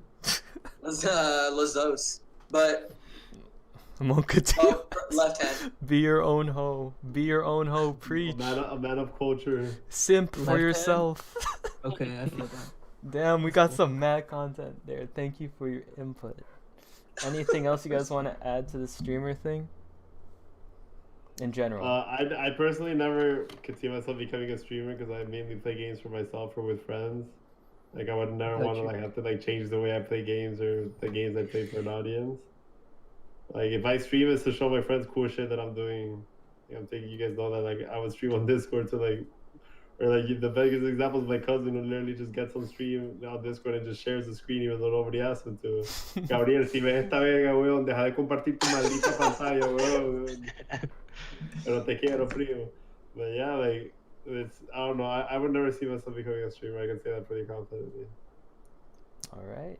That's pretty cool that he does that. Same. I wonder what he thinks. No, yeah, deep down I love it, but he's still a clown. Like Yeah. I don't need to see him feeding for the 20th time that day. Like, Yikes. Oh, that's Pog. All right. So we're nearing the very end of the first Boba podcast. How are you guys feeling? I don't want it to end. That's my vote. Good. I I'm wish just we kidding. started earlier though. That's the only thing. Yeah, I'm me having too. fun. petering out right now. My energy's Yeah, down. same. I'm sleepy. All right. Well, I did want to include this final segment as a kind of send off. It's called our bonus surprise segment, video game related. Any thoughts of what it could be? I don't know. You sound kind of sad for some reason. I think it's League. I think it has to do with League. I think it's about a DL to TSM. Oh, I mean, we already talked about that, you know. Oh, that's true. Uh, I think it's about to be fair, yeah, we already talked about that. Valoranto. Oh, it's indirectly related to Valorant. Okay, boys. But you know what? They don't pay me the big bucks for anything. I'm trying to find this thing. Oh god. Alright, here we go. I found it. If we can all direct... You missed the double lift memes? Rip. If we can all direct our attention to my screen. I can't show you guys Your my stream? Yeah, The stream. Look at the so you stream. can see my screen. Okay. Wow, that rhymed. Okay. Ooh. In September 19, 2018, this legend came out. 28. This legendary tweet. Thank you, Charok. Roster moves. It's a bunch of bullshit, right? But at the end of the day, Wait. what you need to read it? It's a bunch of Oh, bullshit. yeah, was this was 2018? Yeah, I didn't post one for 2020. But I remember that. That felt like yesterday. It did, Wait. honestly. that also be a fake came out. yeah, oh yeah, exactly. That's when I had my last anxiety attack. Oh fuck. anyway, this topic, this final topic is about saying you're gonna retire from a video game. How can you retire from a video game if you were never employed? It blows my mind, right? Who can talk about this? Come on. I'm the Brett Favre can. of Brett Favre of quitting League, Roman retiring, can. and coming back. Roman quits league every week. And it beats your ass. It knocks you out. But it's honestly an abusive relationship with League. But I've just accepted it. It's part of my life for now until my hands and my back give out, Oh. I guess, or we stop playing. Pretty much that's it. Oh. Right? I get a real job, Oh. and when that happens, probably. Damn, get a real job. But yeah, I would say retiring is refreshing. Uninstalling, it gotta feels play so the- good, and then Hey, you the guy who said reinstall. any of the balls, play with me So- wow. That's Andrew. I think I personally think League was a lot more fun in high school for me, like solo play / early college. I know I Carlos remember can probably still play a lot of ranked alone, but me personally, I only really play League to play with like y'all at this point. So like if I'm not duoing with Juan or playing bot lane with Roman and getting to yell at him for no reason, it's not really. you know. But I do like the competition, so that's why Clash is fun. Competition is fun. That's my thing. I think that we just never found another like. I'm pretty sure you guys know that I tried like 2 years to try to get us to play another game. Yeah, So kind of let's just play accepted COD. us that. I know two or three subs later for me of WoW. Yeah, like I really tried and I just kind of gave I up can't because play well. in the end we all just kept going back to League because I mean that's what the group wanted. But in the end, like I don't know. I recently like started getting into League like a lot again. I think it's just because of I have the time now. And like it's a Because fun game, but I would never play like without like myself, you know. Like I could definitely agree with Abraham that like the prospect of getting into a league game by myself with no one, like, and then having to deal with I'm gonna try to keep it. I mean, monkey's not Random offensive, people. whatever, like- Random people. But yeah, random people like With some monos, bro. it's just with some privates, you know, like it's I don't know, it's not appealing. Like, I do like playing League a lot, but I don't know if I like it enough to where I play by myself. It's in a weird spot right now. Yeah, I don't. I haven't played ranked as much as I used to, but the way it's like, I mean, for me, it's no brainer. I see it the way I see chess or basketball. Like, I love the game. I'm gonna play it when I want to. I love the competition. It's a really good game. I don't think about it too much. It's a good game. Good game. Yeah. For me, it's the way I'd imagine you'd see soccer on, or like I feel about basketball. Like I could go play with randoms and pick up. I love the game, but I'd love to play with my friends more, like my best team. Wait, so are you making the comparison to League? Yeah, I see it like that. So when's the last time you played a League game by yourself? Maybe a week and a half ago. Yeah, for me it was like 2 weeks. What are we gonna do, Yeah, bro? I think it's been a probably year like, ago. like 6, 7. I don't even know. Like honestly, I haven't don't played even alone know. in a long time. Like, I like the game a lot. Like the other day, I was watching like an LPL game and shit, but to play without, like I like the game because like it's fun and it's something that I know I can play, and then but I like half the fun of it is like doing shit like in conjunction with your teammates. You know, like that's why I don't want to play by myself because having no control over those 4 other people is just. Okay, so the reason why I brought this up is because I recently decided to stop playing the game. Well, it's not any surprise that I want to play the game again, but I was just waiting for today to say that I kind of want to play League of Legends again. But Let me go bench my brother. it's really the case of Bring them in. Bring them out. It's actually the case of eSports. Oh. Double Lift. Now you miss me. You miss me, bitch. And I miss playing with you guys. This is true. When I got into my past 3-4 weeks of Valorant, I don't talk to you guys as often. That's true. That's true. It just really went back to me when I play competitive shooters. Unbenched Pog, lol. When I play. Oh, what the heck? This guy sent me a message at 135. I like how you get we this. all- You guys we all get got this. But yeah, it's to the point where like competitive shooters and playing with randos is good and all. And there's a reason why I can play competitive shooters alone. It's because you can kind of skill your way through a game, as opposed to League where you really can't skill your way through a game alone. But Yeah. I do kind of miss the team play. I am getting hyped for LCS again. Esports, I just feel closer to esports more than ever right now. So it goes into what Carlos was saying. It's like you want to play basketball with your friends, you know? I do see League of Legends kind of like that. It's like I stopped playing basketball because my friends are gone, kind of thing. It's true. I probably won't play basketball alone with random people. I would not play League of Legends with random people. But I think going back into it, it's gonna be fun again. Taking a whole month off. Hey, fuck your friends. Oh, what the heck? No, but yeah, it's taking a whole month off. I still think playing 80 carry is gonna be toxic as hell. Oh, what the hell? Undress on a 2-month streak. Alright, but yeah, this is my formal announcement that I'm gonna play League of Legends again. He's He's back, back. baby. He's bad. Yeah, we can do like if you don't want to play AD carry, like I'm sure Roman would. We could like we have time. Like for example, this is the time that we have for people to play new roles and shit. Yeah, I'm going mid. Sorry, Roman. I don't mind Like, playing AD carry. You could, yeah, like. But if you don't I mind, couldn't be happier leaving the bot lane.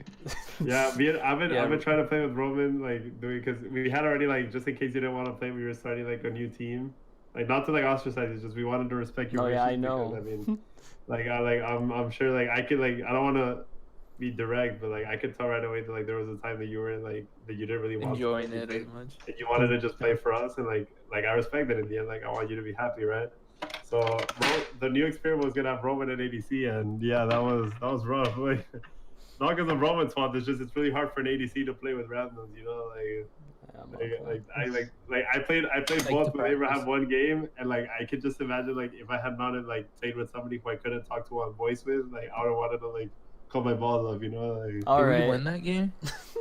fuck no, we didn't.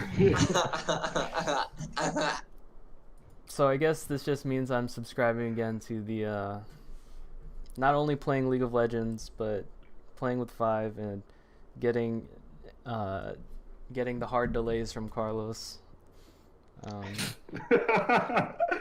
Yeah, Carlos, you better not pull that shit.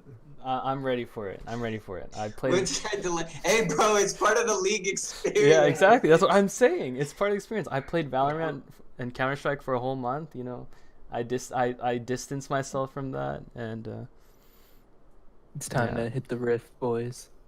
oh wait, Oh. I think uh-oh. his internet died. Or I something. need No, to he use the needs to- restroom. Be right back. All right. I So. thought we were about to. Oh yeah, we. What happened to the whole kumbaya moment? Right, he's gone.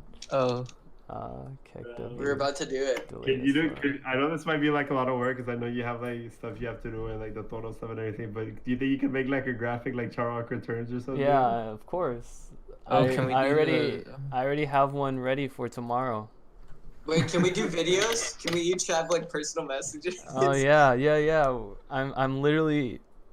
I'm literally going Hi, to. my name is Juan Gueriwag Vasquez, and I'd like to welcome back John Mark Charrock Candelaria back to the team. He was a great teammate. We're gonna don't work do our it best right to now. provide for our Stop. fans. Stop. I was hoping we could do a bio double lifting where I like open an ice chest and you're in it and you throw off your Valorant jersey. Wait, throw you're it not in the trash. valley anymore. I'll go down.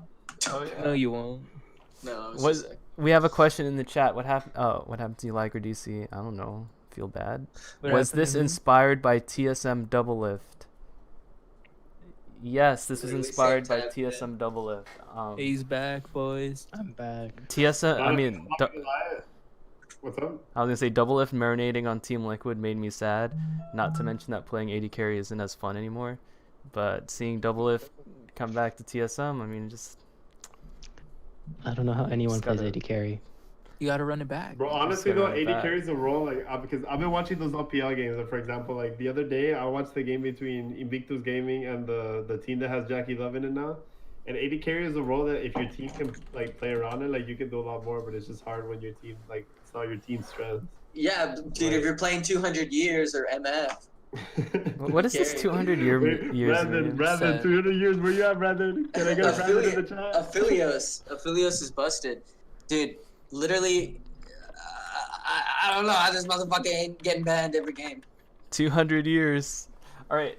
Where's Brandon at? Before we go on any further, oh my god. Before we go on any further, I just want to say thank you all for watching the first episode of the Boba podcast. All of you all, please say thank you. Thank you. Just in case anyone wants Thank to you, go to gracias. sleep. Say do. thank you. What? The left Thank you side for of my watching, screen- everybody. Thank you. Oh, But you took God. off your glasses. It was glasses versus no glasses. Oh, now Abraham and I are on the team. I had glasses for the last hour.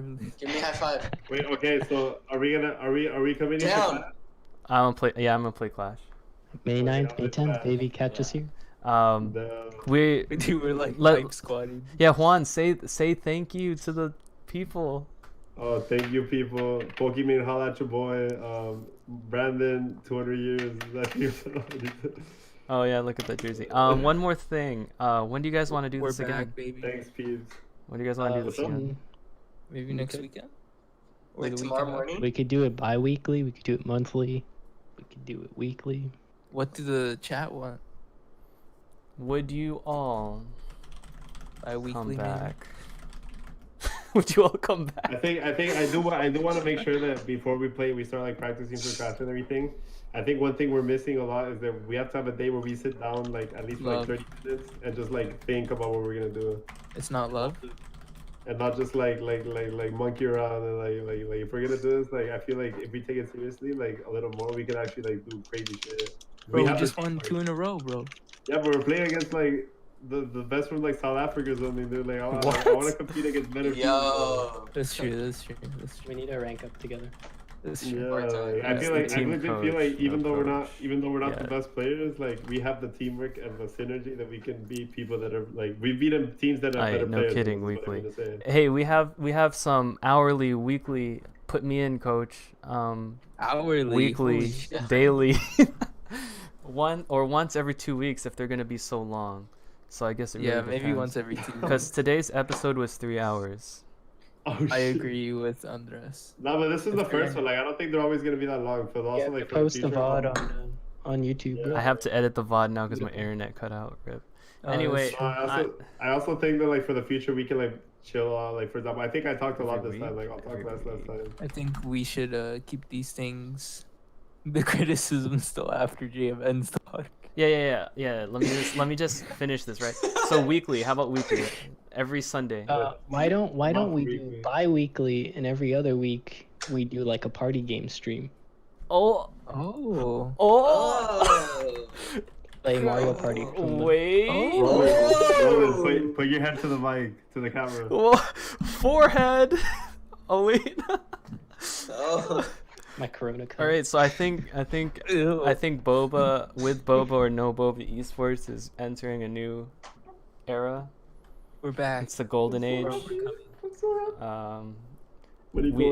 Either we're gonna be doing a bi-weekly podcast with a party game in between, or a weekly podcast. But I think it's gonna be on.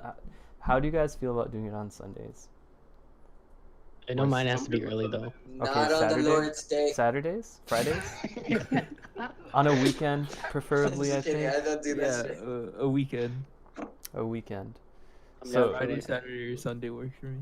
Friday, Yeah. Saturday, or Sunday. What day? What day was like a 90% chance from the four of you? Probably Saturday. like a Saturday. Saturdays. Okay, Sunday's a little rough. you heard it here first, boys. Saturday, 8 p.m. And All right, boys. I don't know if this Wait, Saturday. Carlos, remember if 5 it clashes, it might clash with Clash one week. So Oh, yeah, that's 5 why. p.m., Carlos. That's the What? party game. On a Saturday, 5 Oh, p.m. shit, I'm done. 5 p.m. Oh, so I can 5. show up. You guys are tricking me.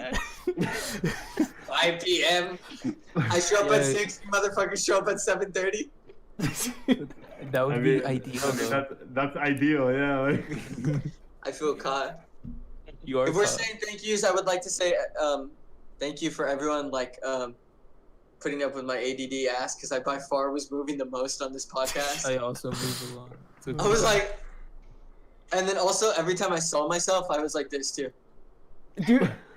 So that's disgusting. I don't know, Alright. like this one. All right. No, what?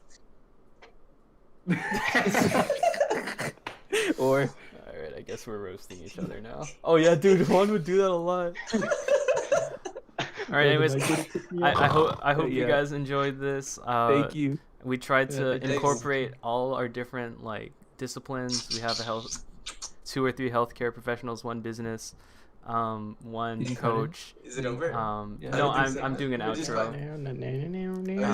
I'll unmute if you want. So we try to give you at least like different perspectives on some interesting topics. So I hope you enjoyed that. We will put this on our YouTube. If you have for some reason 3 hours to kill, you can listen to this again. And is there an outro riff? Do we have an outro riff? Yo. what Play do the you music of the guys with the coffin. Oh my god. Bro, let someone beatbox.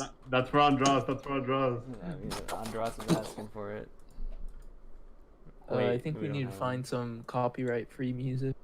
what I is guess put our some bars if you are. YouTube? Roman? Why doesn't Roman just play something? Boba's Yeah, back. YouTube. We got the whole crew. We've been talking for 3 hours. It's almost 2. You know, the squad's Oh. together and we Wait, gonna that go. was You sick. know, That was sick. yeah, I gotta stop there. Okay. All right, Um, boys. Can chat still hear me or no? Yeah.